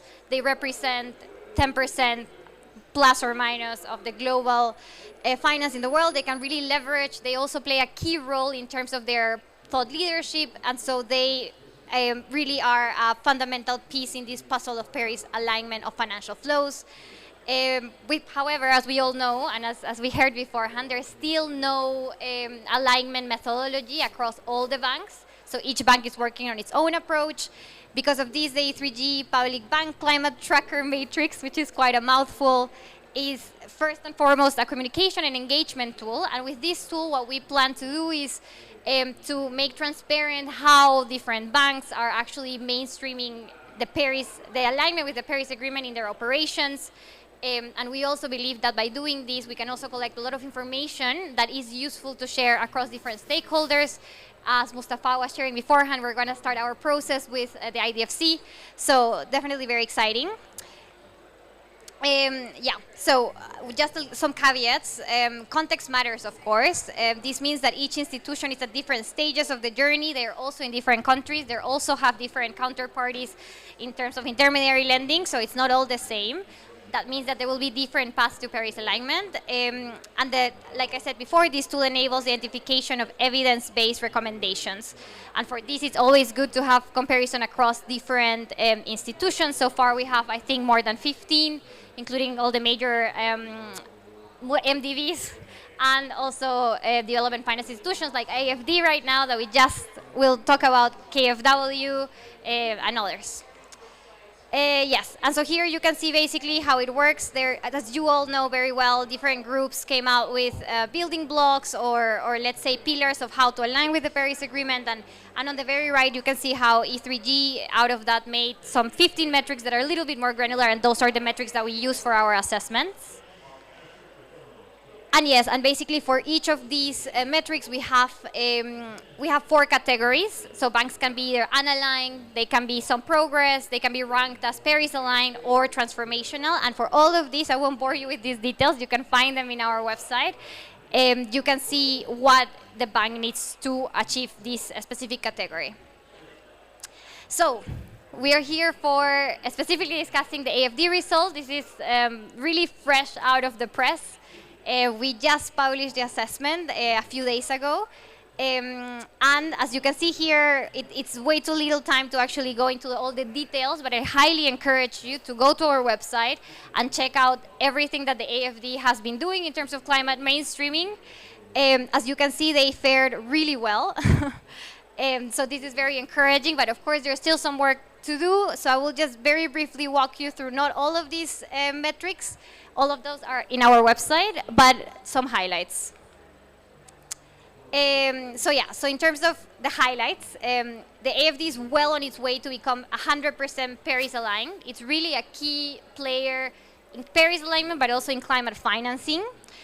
It performed exceptionally well on a wide range of metrics. I want to highlight just some of those points. The first one is that it has the highest ratio of clean energy finance against fossil fuel finance, something along the lines of 25 euros per every dollar, per one euro, sorry, currencies. So really, this is excellent. They also, as Alexis was sharing with us, they have an integral approach to climate action, but not only that, they also combine this with the achievement or mainstreaming of sustainable development goals through this tool that Alexis was actually just sharing with us. Their lending and fossil fuel exclusion policies are amongst the best that E3G has actually assessed. And in terms of their role in helping other stakeholders in the ecosystem to move to Paris alignment, they are playing a transformational role, specifically through their role at the Financing Common initiative, but also through their different technical assistance facilities. So in the interest of time, we'll just very briefly go through the 3 top recommendations that E3G drafted. Because like I said, AFD is really a top performer. However, there's still definitely some space for pushing this ambition even further. The first is that AFD should implement a methodology for indirect finance in coordination with the joint MDV work on this topic. I want to highlight that during the COP27, AFD actually released a position paper detailing their approach or proposal for intermediary lending.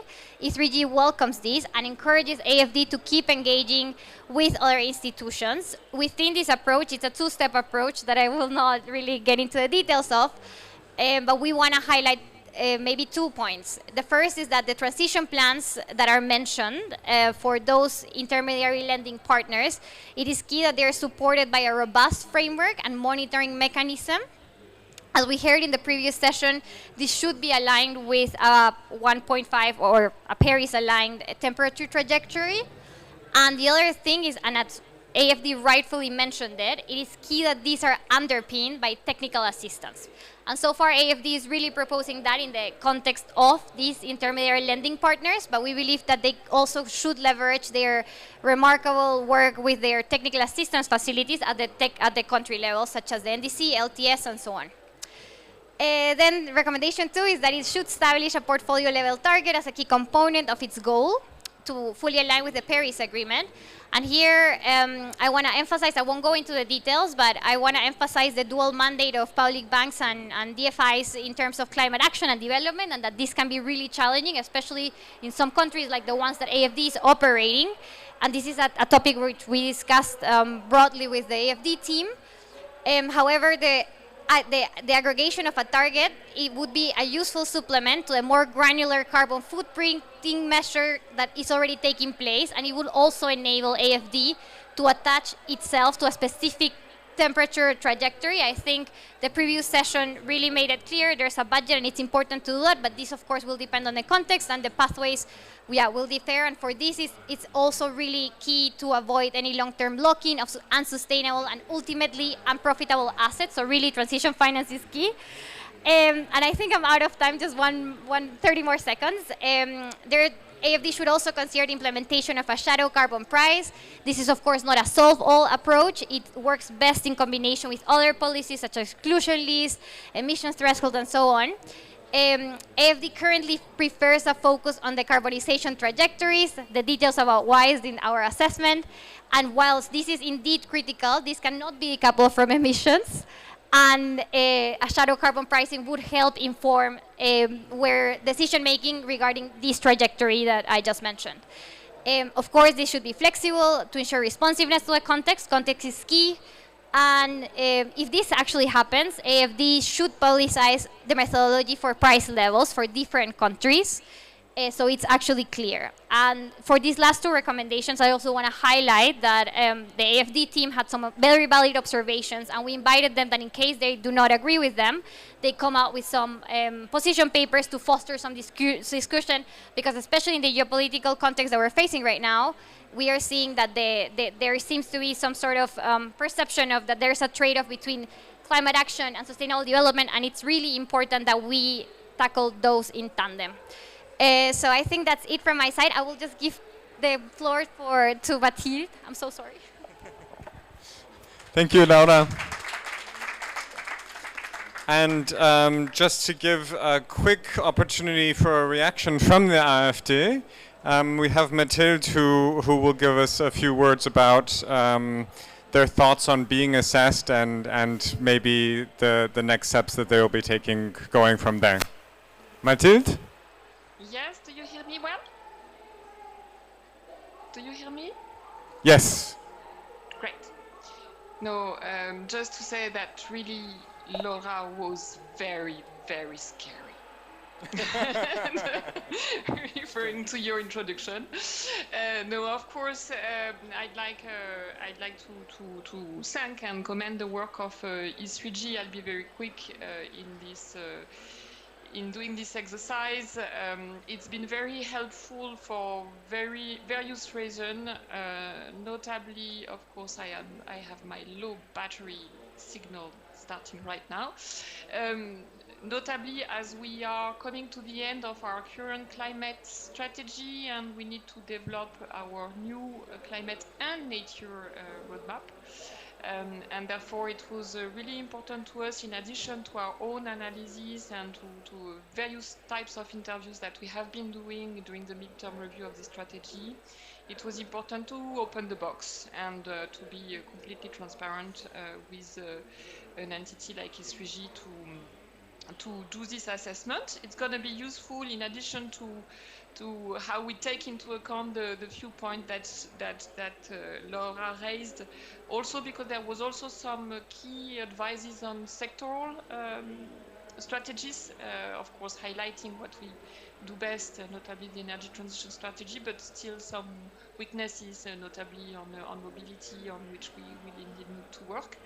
Of course, the discussion has been very intense, notably on the key point to us, which is whether or not we should set a portfolio target.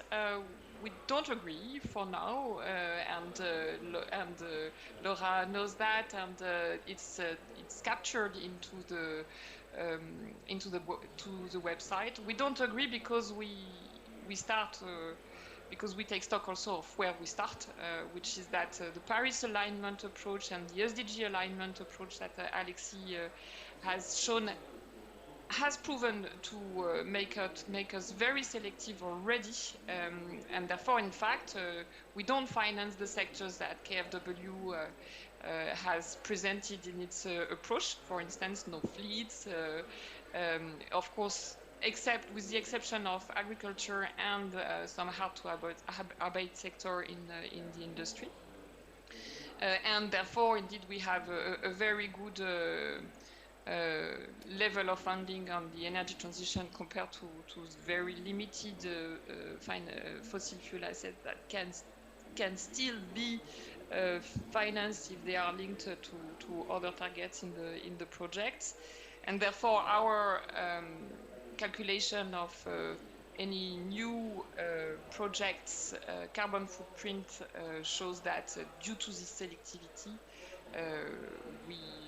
we have a reduction of emission. So setting a portfolio target is may not.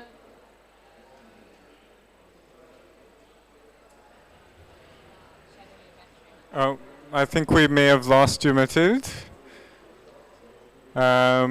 Maybe your battery ran out. But for the audience here, I think we may move on to the next speaker, Laila Darouch from Perspectives Climate Change, who will talk to us about the Perspectives assessment of export credit agencies. And maybe we can come back to Mathilde very briefly at the very end, if we can get her back online. Laila.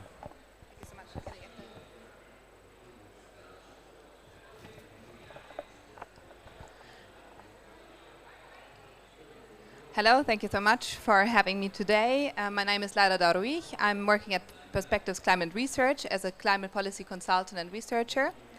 And first of all, thank you very much for the opportunity to present our work on Paris alignment of export credit agencies in this very well-designed and comprehensive 4-hour event. I will focus on export credit agencies, as said before, which are an often overlooked type of public finance institutions besides their more visible multilateral and bilateral institutions. However, this needs to change as export credit agencies are highly relevant in the context of aligning public finance flows with the Paris Agreement. They provide the largest share of fossil fuel project support in the energy sector compared to the other two public finance institutions. So what are export credit agencies? ECAs for short, can take different forms. Sometimes they are public agencies like UKEF from the UK, which is a government department, or they can be import-export banks, which are publicly owned banks. An example for that is US Exim or China Exim, or they can be mandated private entities like Euler Hermes from Germany.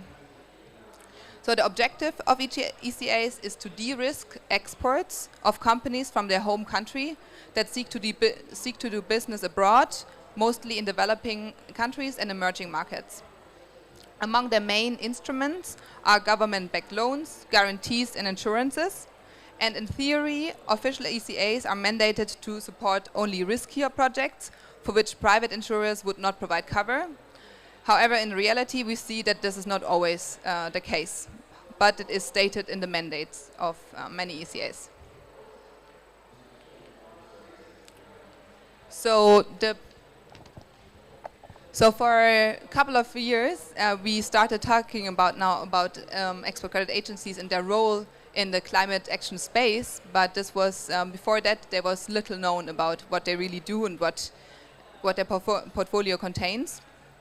But in the recent years, we had engagement from our esteemed colleagues from Oil Change International, for example, and both ends and others, who started to look at ECAs support for fossil fuel projects. And we also have now the Export Finance for Future initiative composed of 7 countries, which aimed at increasing transparency of the portfolio from their ECAs and also decarbonizing the ECAs.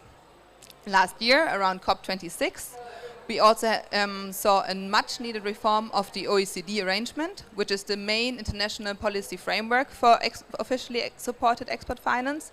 And basically this reform is about banning support for unabated coal-fired power plants. And as well, last year at COP26, we had the so-called Glasgow Statement of over 20 countries, which made a commitment to end new internationally public finance for fossil fuels by the end of this year and fully shift their focus on financing renewable energies. We also saw some ECAs jumping on the climate action train.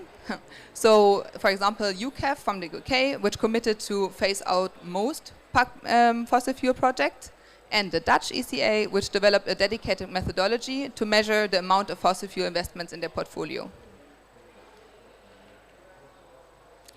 So what we at Perspectives Climate Research do is that we developed a tailor-made methodology to assess and compare ECAs and their respective governments on their alignment with the Paris Agreement. It is part of the methodology to identify gaps and come up then with country-specific recommendations on how to close them. The methodology builds on the 6 building blocks of the Paris Alignment Working Group at the MDB level and is also informed by the E3G Public Bank's Climate Tracker. What is different in our methodology is that we have a weighting approach, which puts a higher emphasis on mitigation in comparison to the other dimensions that we have. And we created 72 benchmarks which are aligned with the latest net zero pathway of the International Energy Agency and with the IPCC P1 scenario to ensure environmental integrity.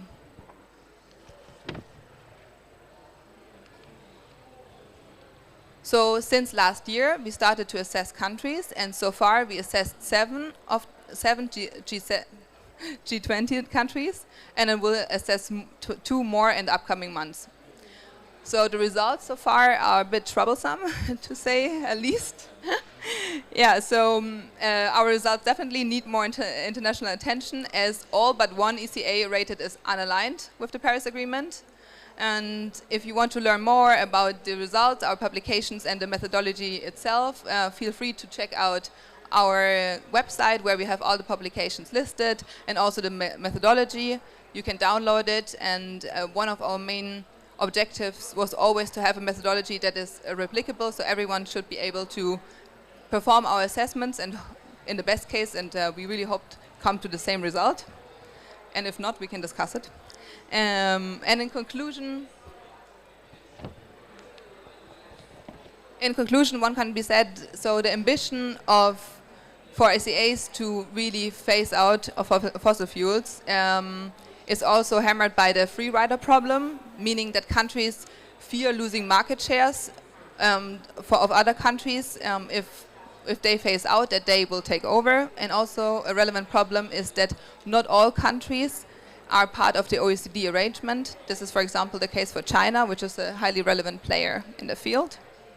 However, I do want to close on a positive note and highlight that the political momentum that we see with the Glasgow Statement and the E3F initiatives, as well as all the civil society action that we see, can be considered a success. And there are starting to be discussions also at the ECA level about how to change this, how to align with the Paris Agreement, and I think this shows that there's still hope, and we will certainly try to further contribute to decarbonizing ECAs in the future.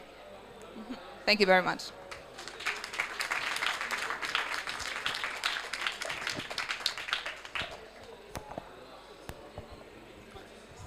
Thank you, Laila. I think we have Mathilde back online. Can we go back? Apologies, really.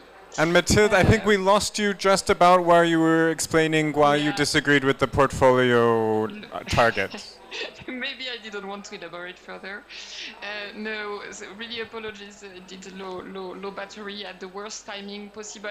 To cut a long story short, And just and what I was referring to, I think also Joachim referred to the fact that it's between a portfolio approach and a project approach. It's quite a different journey and analysis.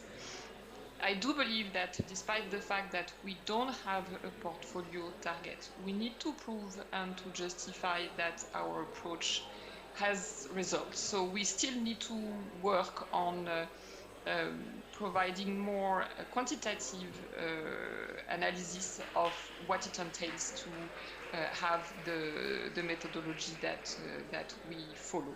That's for one. So we will certainly try to develop further analytical work on that, and I know that a number of PDBs are interested in working on this. Also recognizes that in the developing countries, especially, the net zero approach at the portfolio level is a difficult, sometimes difficult approach. One more point. Nancy referred to the fact that PDBs, she said NDBs, but I would say PDBs are not alone in this world, and that indeed we see a real acceleration of how our partners are working on this. So in addition to what I said, that we need to quantify the outcome of our methodology, I do indeed believe that we need to work together in trying to build synergies and a convergence of methodologies in the financial system. At the end of the day, we have the same clients. We have all started working on the alignment of these clients. So convergence is key, and this is one of the targets also that we have behind the dialogue that we want to propose through our Finance in Common Summit. Together with the NGFS, the Coalition of Regulators, and the GFENS. And I'll stop there, and apologies again for this technical problem. Thank you, Mathilde. So I think before we break for a well-deserved coffee, maybe if we just see if we have one or two questions from the audience. We've heard a lot of information, but do we have a... No. Hi. Yeah. Well, thank you so much for this panel and the one before. It's been really enlightening. I have a question for E3G. I'm Mathilde from the French Treasury. I think the metrics you showed us today was actually amazing. I've seen on the website, because I checked, that the last update was November 2020. Do you plan on doing any more recent information release or not at all? But overall, it's a wonderful work. So, yeah, thank you.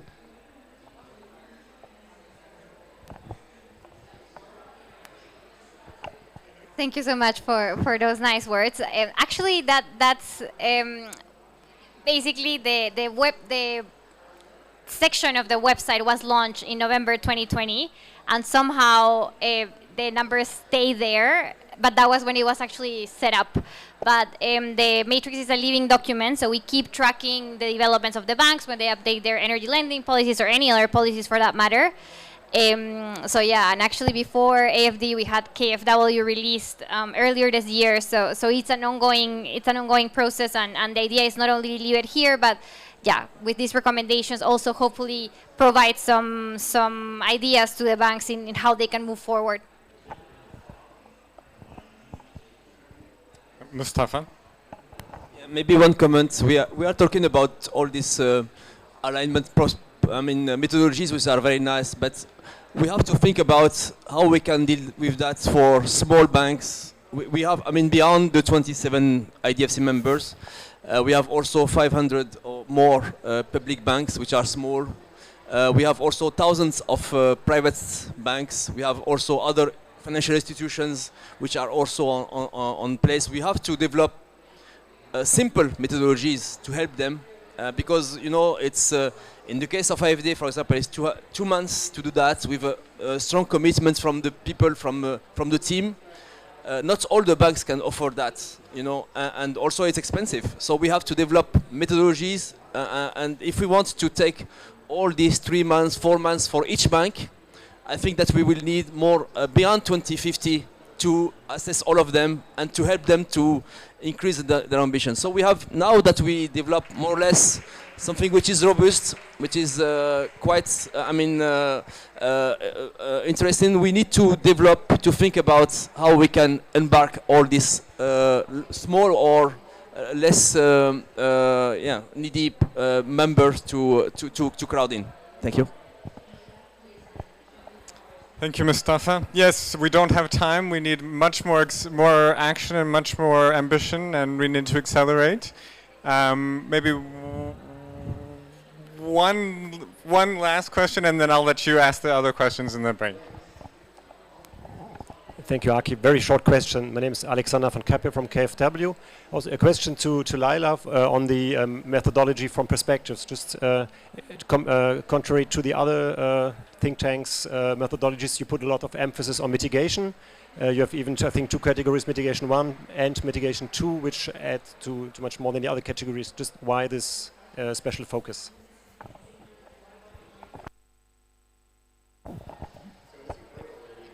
Thank you so much for the question. Yeah, we put our emphasis on the mitigation component because we think it is the main objective to decarbonize ECAs, and we don't want to distract from this crucial component of Paris alignment, which is basically achieving the 1.5 degree target, and therefore you need to reduce emissions. And we think the other components are definitely very important. For example, transparency is the precondition to assessing the mitigation component. So I think that's why we put it on as a first component, because it's a precondition to assess every other component or assessment dimension, if you want to call it like this.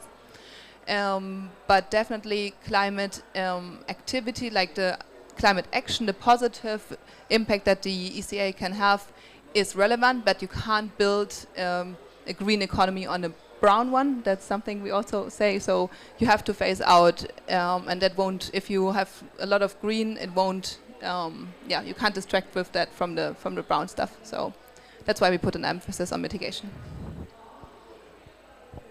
Thank you, and I will just use my prerogative as moderator to observe that there seems to be a gap between some public banks and the respective export credit agencies from the same country, which are also essentially working with a public mandate. I recently also did a assessment of Atradius in the Netherlands, and I would invite the FMO to maybe also engage with their colleagues over at Atradius to ramp up their Paris alignment ambition. And with that, I look forward to continuing the discussion in the coffee break. Thank you.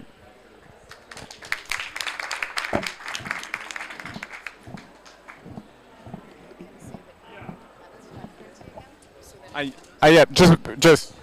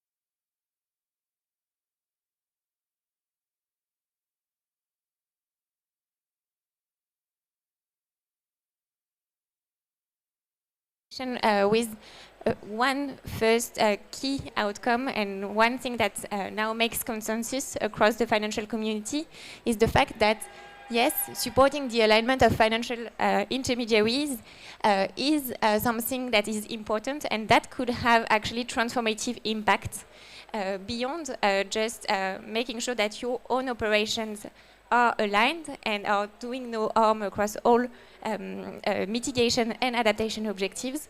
With this support for financial intermediaries, you can also contribute to the transformation of the financial system. International finance institutions have actually already started to engage with their financial intermediaries on climate change. Many of them have developed green credit lines and started this dialogue, and really also had them develop some financing tools, but also develop climate strategies and build the capacity of operational teams to do that. So this is something that has already started, and actually one of the key outcomes of the discussions that we have had with practitioners on the ground is that this dialogue should continue to be led by this focus on the opportunities that climate change can bring for financial intermediaries, as they very much think about risk and opportunities.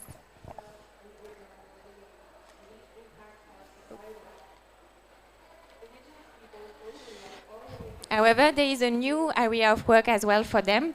As part of their Paris alignment approach, MDBs and other international finance institutions also need to also engage with their financial intermediaries to help them do no harm across all of their operations and progressively stop financing activities that would be counterproductive to achieve the Paris Agreement objectives.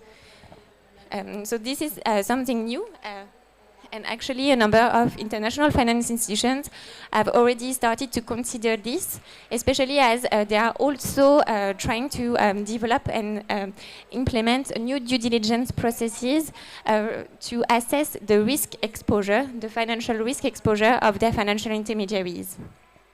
And many of them are actually thinking that one possibility would be to have a more global, more general due diligence process that would integrate both the ESG, the traditional ESG due diligence considerations, but also the financial risk assessment of the financial intermediary, as well as the Paris alignment perspective. So very much also looking at the impact of the financing, the finance activities for the transition and adaptation of activities. However, this is something that is new. And a number of international finance institutions are also exploring what they can do with regards to the data that is available. Ideally, we could expect that this due diligence process should start with a quantitative assessment of the portfolio alignment, so looking concretely at the investment and whether they are aligned or not aligned, as well as a qualitative assessment of the capacity of the financial institution and how the teams are also able to perform this Paris alignment assessment, whether the strategies as well are in line with the Paris Agreement objectives, and additionally use a context-based qualitative assessment of the institution's level of ambition moving forward, for example, through a transition plan with interim targets. However, as already indicated, for international finance institutions operating in developing countries, the access to data is very often not available. Many of the financial intermediaries locally are just at the very beginning of this climate mainstreaming or Paris alignment journey. And while a number of new regulators are considering implementing voluntary or mandatory requirements on risk assessment, we are still far from having them integrate Paris alignment considerations. So the incentive for them in terms of regulatory environment is not there. So this is also the reason why we have clearly noted that MDBs and other bilateral development banks have started to issue alignment approaches for their financial intermediaries that do not only look at the assessment of the financial intermediary itself, but also at how they can support the consistency of the broader economic and financial system. And indeed, international finance institutions are well placed to create these enabling conditions for financial intermediaries to align. Indeed, they have the possibility to offer capacity building for financial intermediaries individually. They can also engage and provide support for national governments in the definition of country pathways, of sectoral pathways that would also signal clearly to the market what is aligned and what is not aligned. And they can also engage and provide support to national central banks, regulators, and supervisors. However, to do that, they also need to have the resources and to have the mandate to do it also at the scale that is needed. And currently, this is not the case. I will just go quickly into capacity building, just to highlight that the capacity building offer that IFIs can provide can take many different forms. It can start with awareness raising. It can also be generate capacity building programs, and we have seen that many IFIs are now developing MOOCs, training programs available online, and this is a key resource that they can mainstream quite easily. But what is today needed as well is a tailored technical assistance, and this requires a lot of resources. If we want to offer this technical assistance to all clients of IFIs, it will be probably not possible. But this could have a real impact on the transformation of financial sector locally, especially if this technical assistance is offered to the institutions that really demonstrate that they are committed to advance on Paris alignment. If this is a technical assistance that is tailored to the specific needs of the institutions, and if as well it is relying on clear and concrete objectives that are included in the contract obligation and closely monitored. But yeah, as already mentioned, we also need to really put the question of the amount of technical operations at the center of the discussion also today, as this, the amount of the resource that is available today is limited and will not be sufficient if we want to achieve impact at scale. Sorry, I will stop there. Thank you very much, Alice, for giving us the primacy of your conclusions on this work. I think it gave us some very important insights on why this topic is so important, the one we're going to be discussing about now. And I think we're going to have a few concrete examples of what's being done in practice to illustrate what you've just been saying. With the four speakers that we have with us this afternoon, the second half of the afternoon. So I'll start by introducing maybe the ones that are with us in the room today. So we have Daniel Fonseca, who you're a Senior Financial Operations Principal Specialist, Connectivity, Markets and Finance Division at the Inter-American Development Bank. And I understand you're also going to share with us the work of your colleagues from the Inter-American Development Investment Corporation, IDC. You can join us on stage. Thank you very much. We also have Dana Kupova with us today, Associate Director, Head of Green Economy, Transition, Financial Institutions, Business Group at the European Bank on Reconstruction and Development. Thank you, Dana, for being with us also today. We're also joined by Arnaud Uzabiaga, Head of Impact. That's much easier than all the other titles we've been hearing. Thank you for joining us today. You're with Proparco. And last but not least, we have Francisco Avendano. You're a Senior Operation Officer and Global Lead for Climate Metrics at IFC, International Finance Corporation. Thank you for joining us today.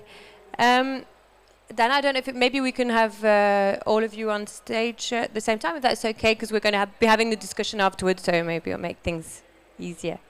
Thanks. So I think because we have some slides, I think we're going to start with you, Arnaud, for Proparco. If you could just walk us through what you as a DFI have been doing to support the financial institutions you're working with to align with the Paris Agreement. Maybe, I think you're muted so far. Maybe if you could just unmute your microphone. Thank you. Hi everyone. I had a few slides. Yeah. You can put it on the screen. No, thanks. Not that they are very good, but the main benefit is that you don't see my face. Yes, can you see this? They're on the TV. No, I don't know if you can see the screen we're sharing. Yes. I see. You can go straight to the first one. Yeah, can we, Alice? I think next. Well, to the second one. Yeah. Thanks. So we'll focus on technical assistance, but I wanted to give you a broader view of how we approach working on climate with FI clients. What the historical way has been doing climate credit lines. So this is something that we've been doing for a while, and that represents a big part of our activity. So basically, we rely on the list of eligibility of climate projects. Arnaud, just before you go too deep into the presentation, could you just maybe get a little bit closer to your microphone? I feel like it's okay. Is it better now? A little bit better. Maybe we can turn up the sound as well a little bit. Okay. Thanks. Because usually it works well without a mic. I should have put on. Is it okay now? Yeah, I think that'll do that. Thank you. Yes, that's fine. Okay. I was just saying, we'll focus on technical assistance, but I wanted to give you a broader view of how we approach working on climate with our FI clients. Start with for climate credit lines that we've been doing for a while. We basically work with an FI client to find eligible projects using most frequently the MDB's common principles or an internal climate taxonomy at IFD. So this represents a big chunk of our activity and a big chunk of the FI team activity. But we also do technical assistance on climate topic. Ranging from assisting an FI client to go all the way from improving their governance or to structuring climate bonds, for example. And we also have historical programs that were initiated by IFD or mother company on the public side, and that were taken over by Proparco, which are called Sunrise programs, using an integrated program to focusing on renewable energy and energy efficiency. But for Paris alignment, I think the most relevant is what we call pro-climate approach, which is an approach that was developed in late 2019, early 2020. The idea is to combine a normal credit line with a climate action plan, which main objective is to mainstream climate in the FI strategy and operation.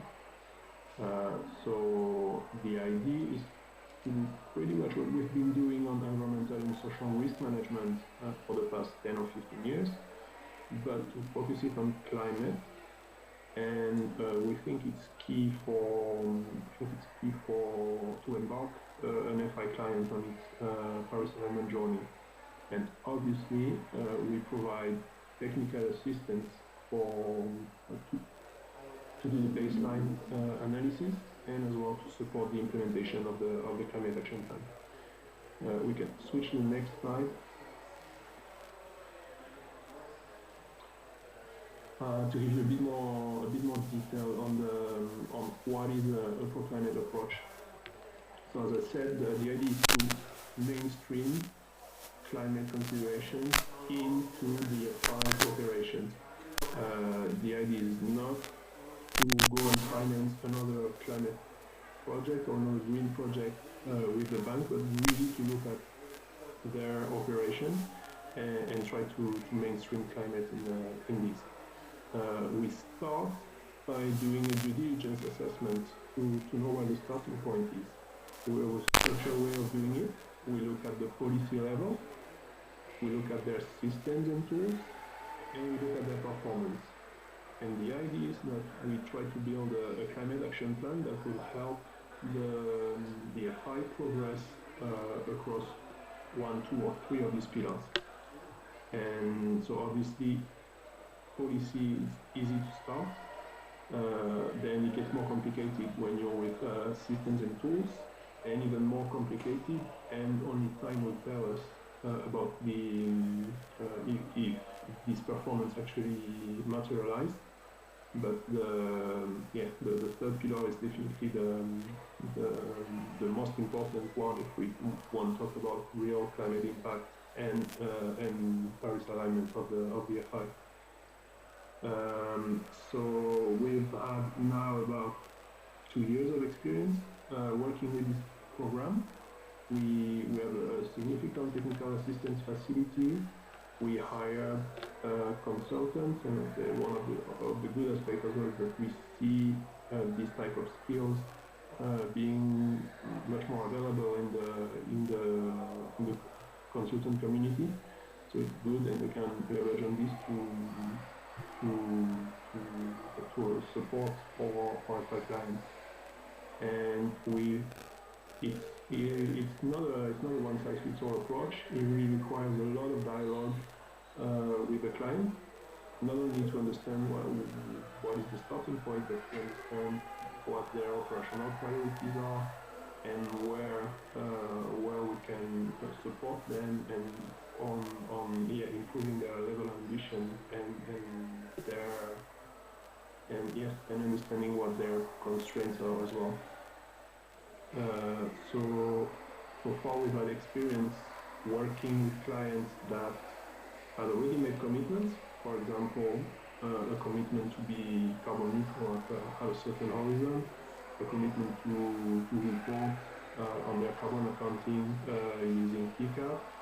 We've had clients that had no idea where to start on climate. So we get a good variety of cases now, and we see that it's time-consuming, resource-consuming as well on the TA side or grant side. But we think it's key, and it's a good way to assist the FIs that are key as well for delivering on other impact objectives that the FIs have.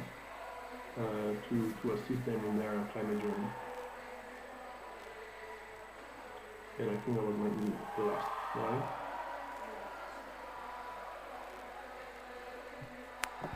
Arnaud, thank you very much for that overview of what you at Proparco have been doing to support the alignment of your counterparts, your financial counterparts.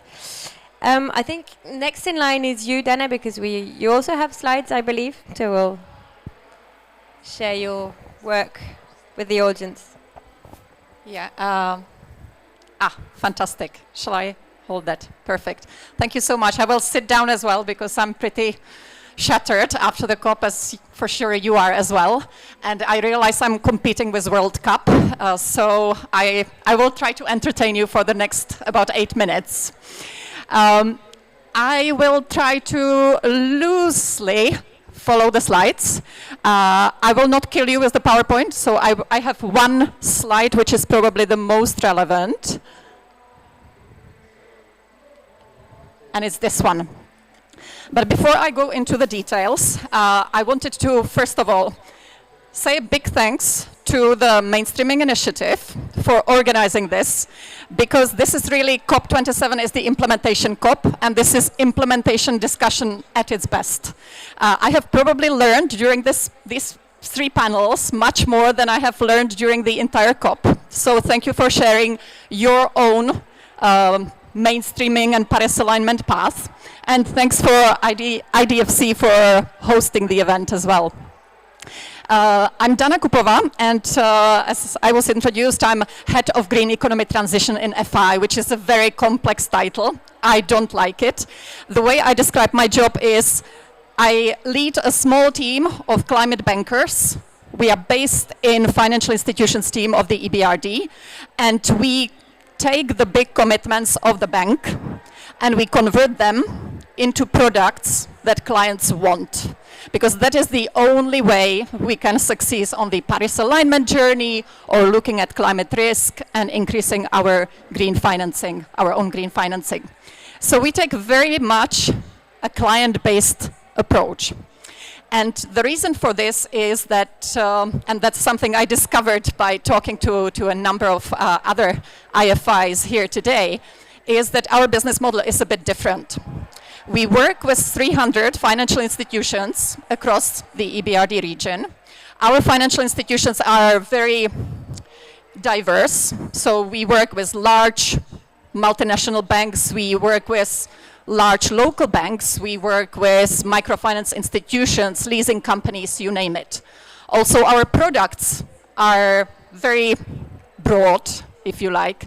We do anything from short-term trade finance to financing perhaps mid-sized projects in the renewable energy sector through our financial intermediaries. So it's very broad. But what's very unique is that we work in a partnership with our clients, because all of our clients, or a big majority of our clients, are repeat clients. We have new financial agreements with our clients every year or every 2 years. So this really lends itself to more counterparty-based approach rather than focusing on individual transactions that we do with our clients. We still focus on the transactions as well, but we have seen a big opportunity to actually engage on climate more systematically with our clients. We started working on something that we initially called a green partnership in FI. And it was triggered by the fact that TCFD came to the market. It really started transforming and shaping the market when it comes to climate practices. And the climate risk theme started coming up a lot in the discussions. And on the other side, we had NGFS, and we had a lot of our regulators joining NGFS. And we could see that our banks or our partners might not see it yet, because it might not be obvious at the local level. But we could already see that there was a perfect storm for the financial sector cooking, and we should really support our clients. So our green partnership, as we called it initially, is something we started developing about 2 years ago, even before we started looking at intermediated Paris alignment. And back then we thought, okay, how we can actually support the clients in most meaningful way in transforming their own organization rather than purely looking at our own financing flow. And we thought, okay, so let's look at the TCFD pillars, because it seemed to be the most adopted framework in the financial sector. And I remember the discussion with sort of management in the financial institutions team when we were thinking, okay, but do we actually know what is the current status of the market? Do we actually know that the banks have certain gaps in their risk management practices? And we had some anecdotal evidence of that from the discussions, but we did not have hard data. So the first thing we did was we did a pulse survey of our counterparties along the TCFD pillars, trying to understand, okay, do the banks actually consider climate as a potential source of risk? Do they consider climate as relevant for their business? And actually, this pulse survey really confirmed that there was a massive gap in the market. Most of the banks, for example, did not see climate as a potential source of risk, and those who did simply applied exclusions. And we could see that this was not the way forward. We could apply en masse to all sectors. So that confirmed that there is a space to really engage with our counterparties. And then when Paris alignment discussion came up, we thought, okay, so either we start looking at the use of proceeds, or could we actually transform the green partnership into our Paris alignment approach? And that's actually the route we have taken. Now, At the very early stage, we knew that it's going to be TCFD pillars because it's a best market practice at that point in time. But it was, I used this analogy earlier this week actually, it was like asking banks to run from point A to point B without giving them a map, a compass, telling them what point A was, where they were, and not understanding what was where the finishing line was. So we started untangling each of these steps. What we have done is we have developed sort of a map for our partner financial institutions. We call it Paris Alignment Matrix. We need to come up with a much better name for it, of course. And we have started mapping where our clients are in terms of the practices from early stage developing practice or advanced practice. The beauty of the matrix is that the banks can look at it, understand where they are, and understand very clearly what the next step is. This matrix is currently not publicly available, but it will be published as part of our intermediated Paris alignment approach. Now, so that's for the map. But we still needed to help our partner financial institutions to understand where they are, what is their starting point. So we have developed a diagnostics toolkit, which is a set of questions. Actually, Alice, when I was looking at your 3 key principles, it very much aligns with those principles, so fantastic. It looks at quantitative data in the portfolio, the exposures to look at the climate risks, but also the management practices and commitment to the Paris alignment. So that's for understanding where the starting point is. And the interesting thing about this race, about the finishing line, is that it's not fixed. So when we started developing the matrix, we wanted to first define what is that end game, what is the best practice. And we started off with TCFD. And then we realized in 2 weeks' time that there was so much more guidance coming to the market that we started adjusting with G funds. There was a lot more guiding principles, Task Force for Transition Planning came out with their guidance as well. So we realized we have to accept certain level of uncertainty. We know what is the direction of travel, and we know that we might need to adjust that end game. And frankly, this is a long run. We are not going to, I do believe that the finishing line will be shifting and shaping in a different way. We have heard about the nature-based solutions, nature-based risks. I think there will be a lot happening in the coming years, so this will need to be a dynamic process. And I think that definitely the mainstreaming initiative will play an important role in convening everybody around the same principles, because we cannot afford to go to the same clients and same entities promoting different principles. And it's a big risk to credibility of the whole process. So I'll just finish with the 3 words that I hear repeated on a number of panels. It's commitment, clarity, and credibility. And these 3 things will need to be fulfilled by the IFI's Paris alignment approach as well. And I think we have a lot of work ahead of us. Yeah. And I overran by a little bit, but I'm really sorry. Thank you ever so much, Dana. That was very insightful, and I think you managed to keep us entertained despite the World Cup next door. It was very interesting. Well, probably just to keep it a bit dynamic, I'll move over to Francisco, who's online, before we finish with you, Daniel. Francisco, if you could tell us a little bit of about what you at IFC have been doing on this topic, that would be great. Yes, thank you. Can you hear me well?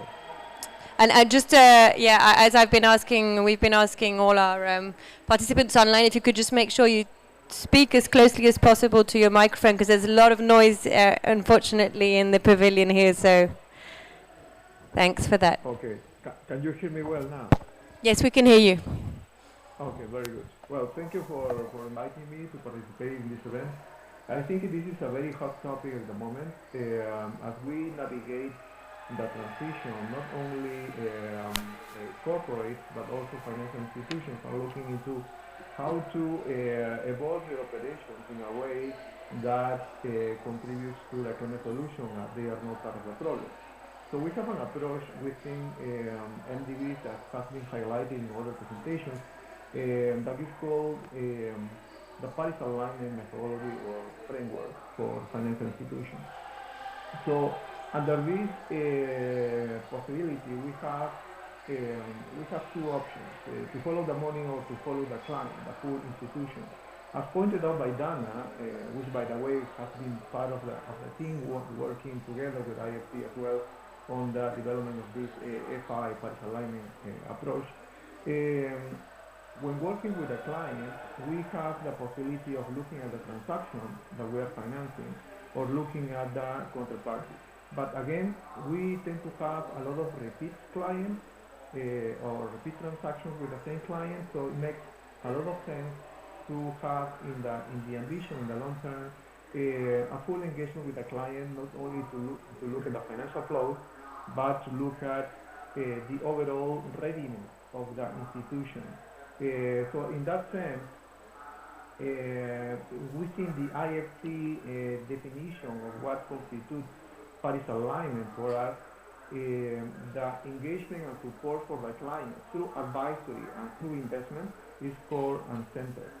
So, and we do this following the joint MDB approach for Paris alignment, and as you know, it has to consider not only alignment with the mitigation goals of the Paris Agreement, but also alignment with the adaptation and climate resilience goals of the Paris Agreement. So, but this doesn't happen in a vacuum. So we have a current context in institutions. Financial institutions are usually heavily regulated, so they have to manage risk in a way that is diversified. They tend to be exposed to the broader economy in which they operate. So, so number one, regulation is really part of the baseline, is really part of the context that we need to influence. Second, when it comes to their portfolio and active exposure, they are engaged already in a number of transactions and with a number of clients, and they have an existing relationship. So they cannot just walk away from industries and sectors entirely. They have to see how they can transform their clients through their financial products. At the same time, many financial institutions say, I want to align to the Paris Agreement, and my reference for that is the country target on climate, in the so-called NDCs.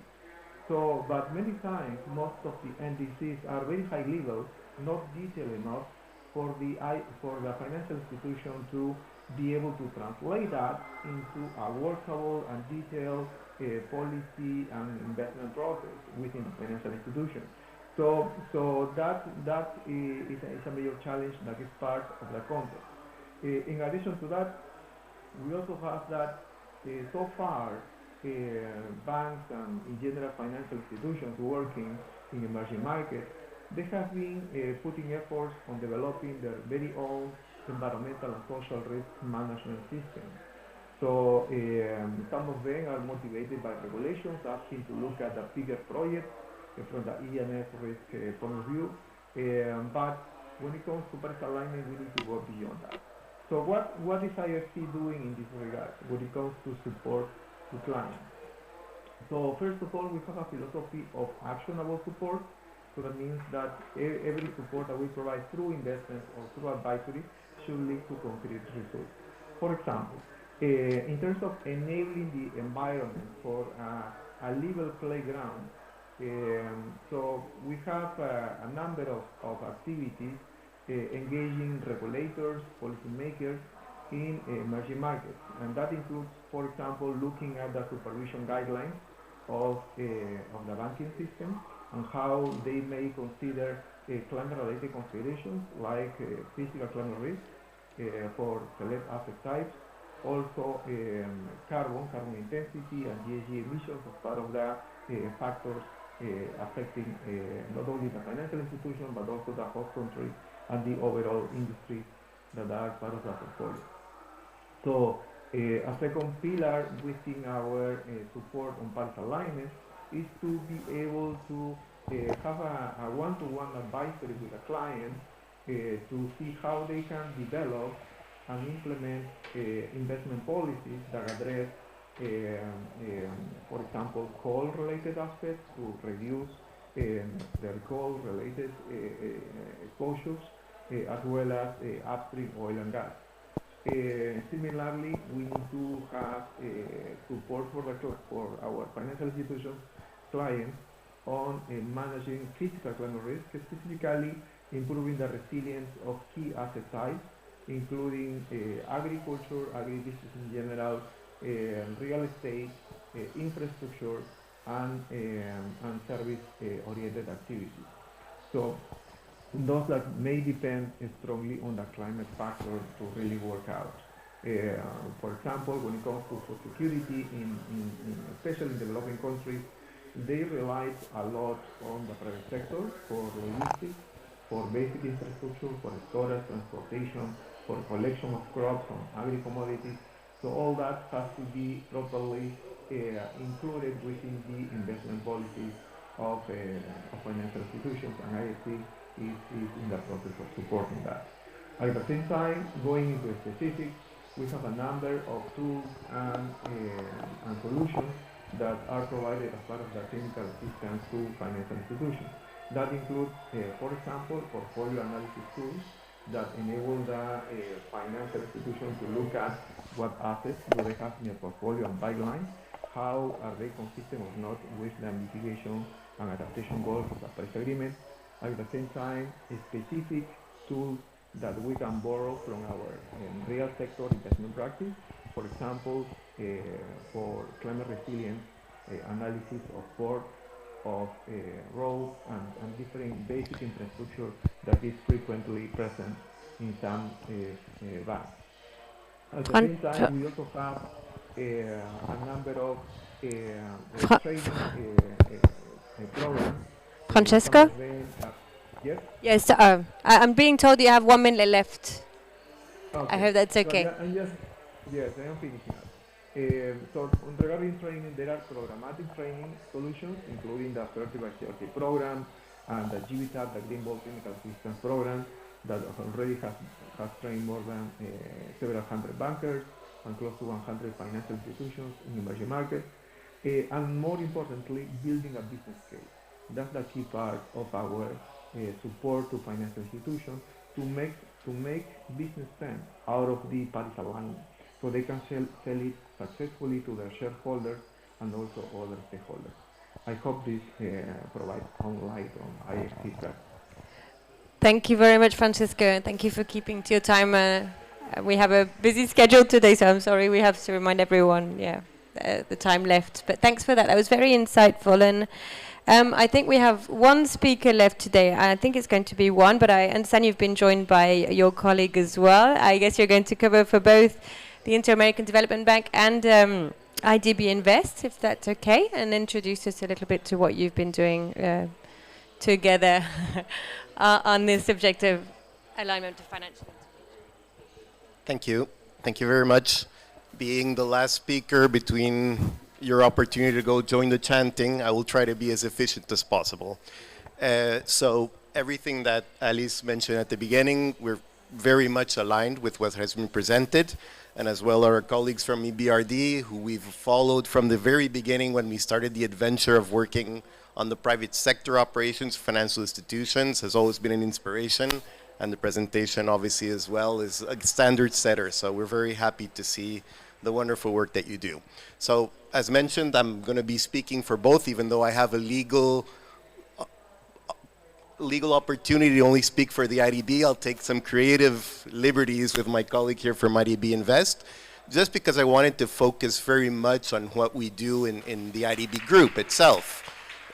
One is we work with 28 member countries, and therefore we have a very limited mandate, I guess, with our region.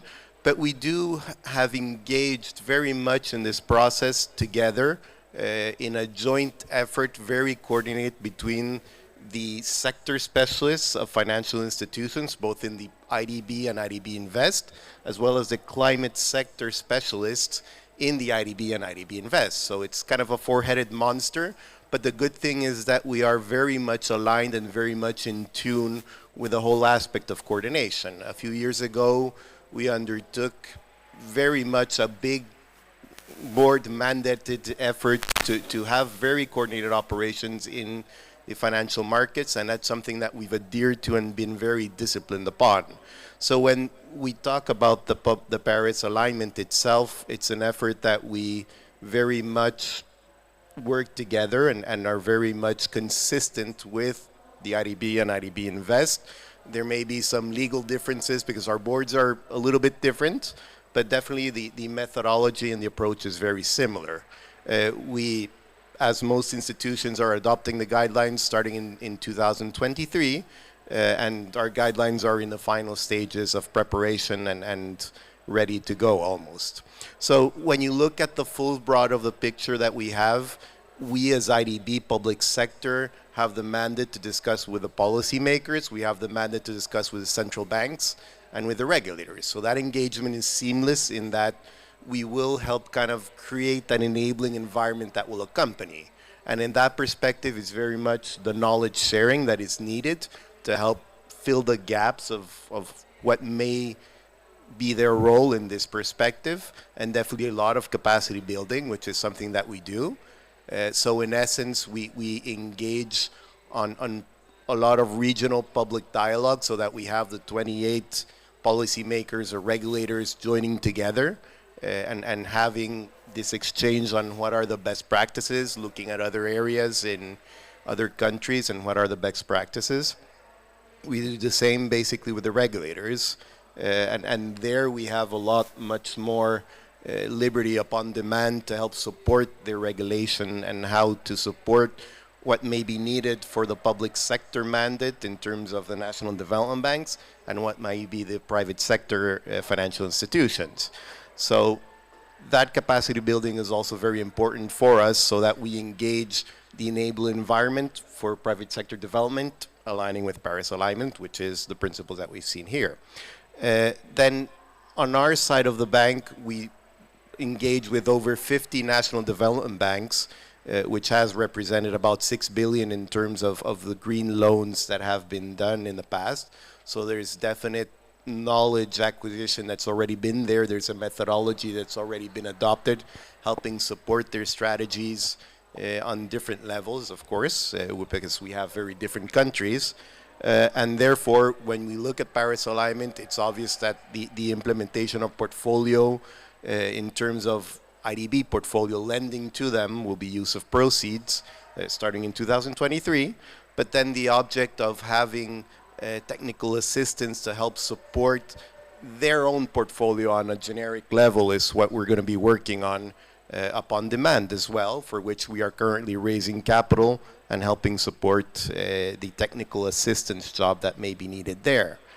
Then from the private sector side, of course, if we look at the work that we do from the public sector, the idea is to engage through the national development banks with a mobilization of the private sector, and therefore the national development banks become kind of the standard bearers of what may be channeled through the financial intermediaries on the private sector side, the commercial banks.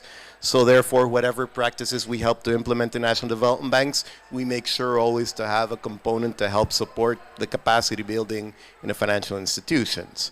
And that is either through the technical cooperation, public-private dialogue that may be had, as well as the structured loans that have blending or de-risking for the private sector, which eventually helps provide these best practices for financial institutions.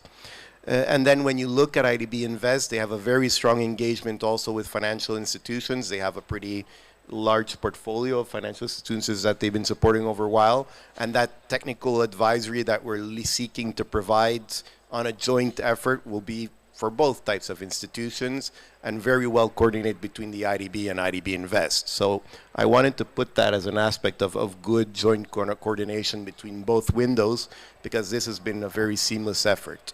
So when we look at the technical advisory, and I don't want to go into too many details because we've already seen a lot of presentations that go into those aspects, it's just helping support the institutional strategies of both types of entities, public and private, defining really through a tool of self-assessment in terms of whatever may be the green climate advances institution that they may have, which is something that we would support. Basically, their adaptation, there's a tool that has been developed by the IDB, and that we are helping roll out throughout the region.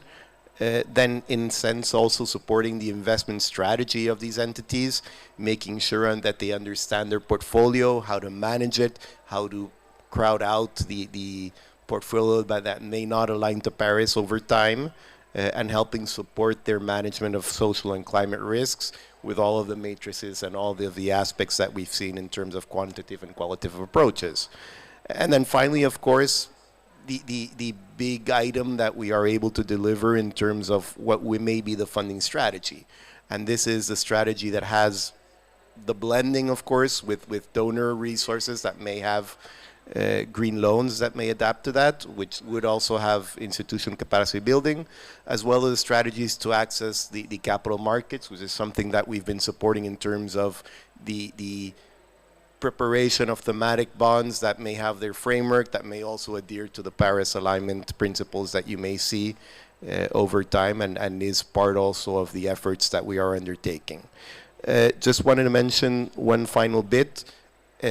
We are launching in the next year a working group on Paris alignment with the national development banks, along with ALIDE, which is the Association of Latin American Development Banks, and ECLAC, to help support kind of the knowledge sharing and all this production of work of pipeline, which will be extensive. So in the spirit of efficiency, and so that I may be the last speaker and hopefully will allow you to continue on with whatever activities are left, I will leave it here, but obviously any questions, happy to answer. Thank you so much, Daniel, for that. Very, very useful. I think we're going to move forward now to the discussion. So I'll probably invite you, Dana and Daniel, to come back to the stage. And I'm going to pass the microphone over to Alice because she's been working very closely on the topic, so she'll be able to ask the questions better than I will. Thank you very much, Claire, and thank you very much to all the panelists for these very insightful presentations of what you are doing and the approaches that you are developing. Maybe one question that I would have for each of you is around the fact that financial intermediaries, actually for most of them, they do not have currently the mandate to align with the Paris Agreement objective. This is something that is new for them. And climate considerations are something, a new area of work, a new consideration for them.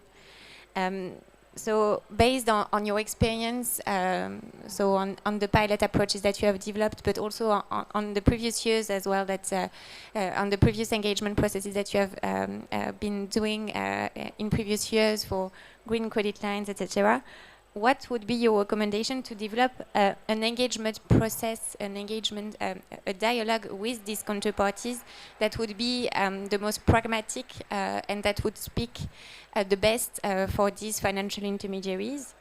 And maybe to complicate a little bit the question as well, I would maybe add, especially with the ones that are not specifically willing to advance on this Paris alignment journey, and that may say, this is not something for you, this is beyond my mandate and beyond what I'm supposed to do. So I don't know if someone would like to start. I can start if you want. So thank you for the question, and definitely the engagement is something that, as I mentioned, is very important to us in that we look at it from an integrated point of view between IDB and IDB Invest. So dealing with the policy makers and the regulators, there is definitely a lot of affinity and a lot of promotion of the discussion between public and private sector. So one is that we have a group of debt management office and a lot of policy makers in the Ministry of Finance that we convene ever so often, and we raise topic that is important for the private sector development and for the policies using that development. No, so very much so, this is an issue that concerns them. This is an issue that they've asked us on a generic level for the 28 countries to engage upon, and therefore we bring always this separate stakeholders that may have an important view. So who are the international practitioners? What is kind of the standard bearer in terms of what's being done there? Having the private sector also have their point of view, and having international private sector also coming and accompanying that. Then from the regulation side, we do have regional policy dialogues, which also involves the private sector, and there we have different links. No? So we have one with the bank regulators that we invite the banks, of course. Then we have capital market regulators, and we involve the different stakeholders in the capital markets, private sector. And then we have Redes, which is a name that we've used in terms of the green finance aspect, which is also something that we engage on anything related to climate and green finance for the regulators, but using also the private sector to participate. And then, as I mentioned before, I mean, in supporting the needs, it's terms of understanding that mapping over portfolio. So we do that with the national development banks, and we'll do it with the private sector development banks, helping have a strategy so that they may understand what to do in terms of what is the next step, and creating a roadmap in terms of what the work that may be done. And of course, the monitoring, evaluation, and accountability, that will be very important. So if you look at it in terms of the challenges that you have, very different 28 countries, in which some are very advanced students, some are still kind of beginning.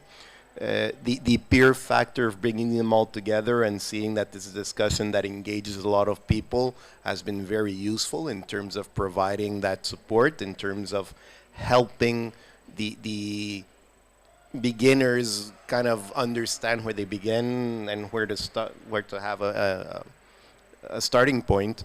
And then just the aspect of helping support through an instrument that we call, and sorry to use a lot of IDB slang, but it's kind of a CT intra, which is inviting regulators or inviting authorities to go visit countries so that they be inspired by the experience. So they sit down for a week and they discuss all the topics, and they get a lot of hand-holding, which becomes a relationship that they develop over time. So very much in that line. Thank you, thank you. So I'll be quite brief. I think that the most important for the Paris alignment in the financial sector is for everybody to pull in the same direction. So the sort of coherence of approaches. So that's absolutely critical, because in that way, if the financial institutions see that everybody is moving in that direction, that's a very strong signal. And I earlier mentioned the survey of banks when we looked at their management practices, etc. And when we did the analysis, we could actually see a very strong correlation between the NGFS membership of the regulator and how the banks perceived the whole Paris alignment and climate risk area. So it doesn't mean that the regulator, for example, needs to introduce the strong regulatory framework, but it's already a signal to the banks, and we can see that the banks really closely follow.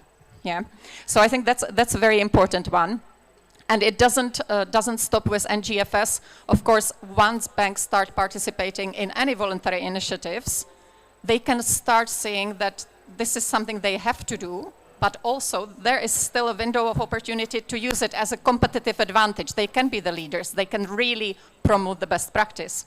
So, just addressing the question from Alice, what do you do if you have really banks that don't want to engage, or financial institutions that don't want to engage? From our experience, it has really been about a dialogue, and it goes back to our business model where we have the repeat business with our financial institutions, because we have been talking to them since 2006 about green financing, promoting green credit lines, then later on green bonds, and greening all of our financing basically. So the banks are aware, but we also pay a great attention of not treating climate as an add-on topic in our conversations. So for example, when we have annual discussions on credit envelopes with our counterparties, climate risk is part of that conversation. When we talk about new products, we have bankers who talk about the client, about importance of greening that product. Why is it important? Why it is beneficial for the business? So I think this full integration is really important, but to do it, it's really important to build up a capacity across the entire institution. So we went through 12 months of training bankers on climate risk and climate issues. On the other hand, we went through the process of training our climate experts on banking products and banking issues and how banks speak, so that we have a perfect machine to show, okay, there is no escape from this topic. This is part of your business now, and this has to be addressed. I think that's all I wanted to share on this. Thank you very much, Daniel. Thank you very much, Dana, for highlighting this how you are engaging with in both policy dialogues as well with as well as regulators, and for highlighting as well how you can make climate change a core consideration with really as part of your discussion with the counterparty. So I don't know if Arnaud, maybe you would like to also reflect on your experience and what has proved to be best practices until now. Okay, thanks. Well, I can echo what was said before. In terms of engagement and commercial engagement to embark an FI client on a Paris alignment journey, it's relatively easy at the beginning because climate is at the top of the agenda for most actors so far. It becomes harder when clients realize what it means in practice, because either you're misaligned, or you can be considered as a financial institution that is misaligned, which means you have to start a diet, and you don't see many people voluntary to start diets. And even if you're not really exposed or likely to be misaligned, just factoring in climate risks or good things that are required, that will be required soon, or report properly on both exposure to climate risks or exposure to emissive sectors or to carbon accounting, it's not an easy task, and it requires you to change the way you operate.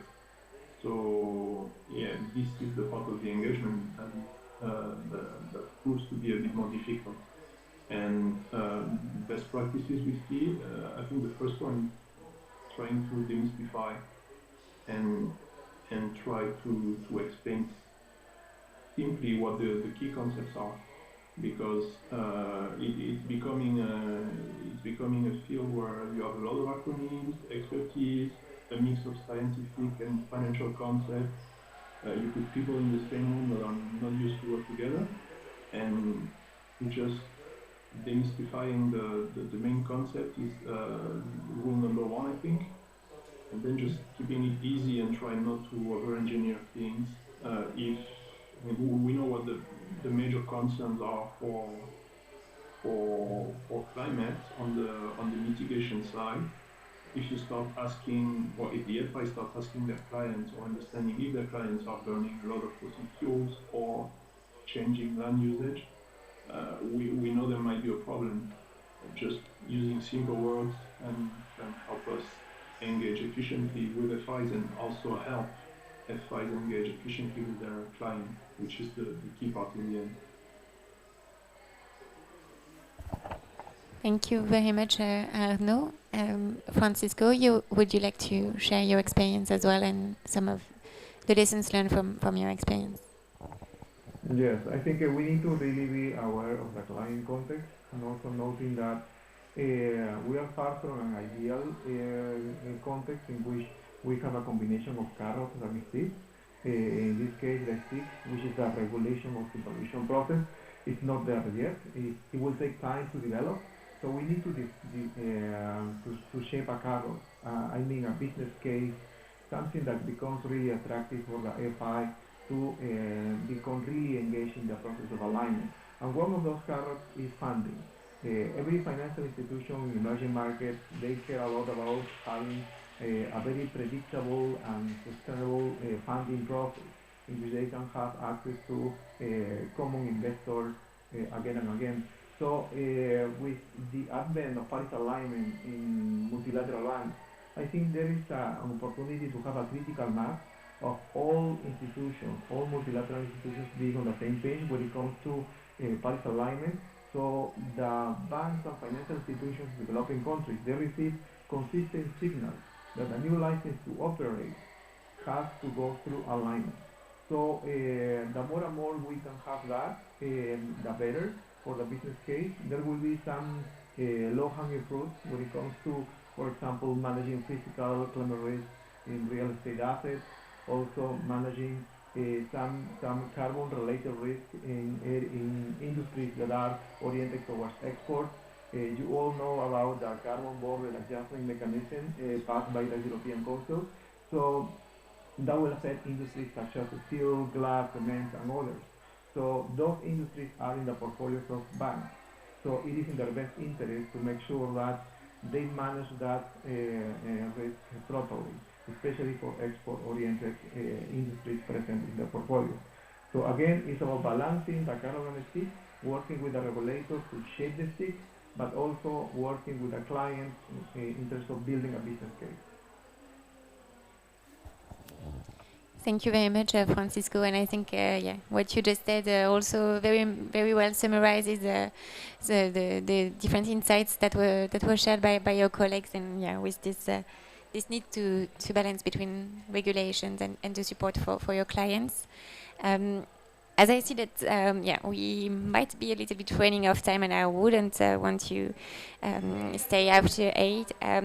I will maybe just open up now for questions, either from the audience if you would like to ask specific questions, or I see as well a number of other international finance institutions in the room, and yeah, if you also would like to take part in the discussion, also share what best practices you may have identified, what are some of the challenges as well that you are facing in this engagement process with financial intermediaries, that would be useful. Yes, Mustafa. Thank you, Alice. I see that I am impressed by the number of material we produce, in fact, in these last years, in fact, that we all work on how to help our counterpart to be aligned, and there are a lot of good things. Now the question is how we can harmonize, or how we can, I mean, the question is when we work with one counterparts, one financial institutions working with counterparts, and the other is coming afterwards, is going to ask to the counterpart to put aside what he did with the first financial institutions and to redo everything from the scratch. I think that we have to maybe think about how we can rely on each other methodology. Maybe not to ask too much layer of request to the counterparts.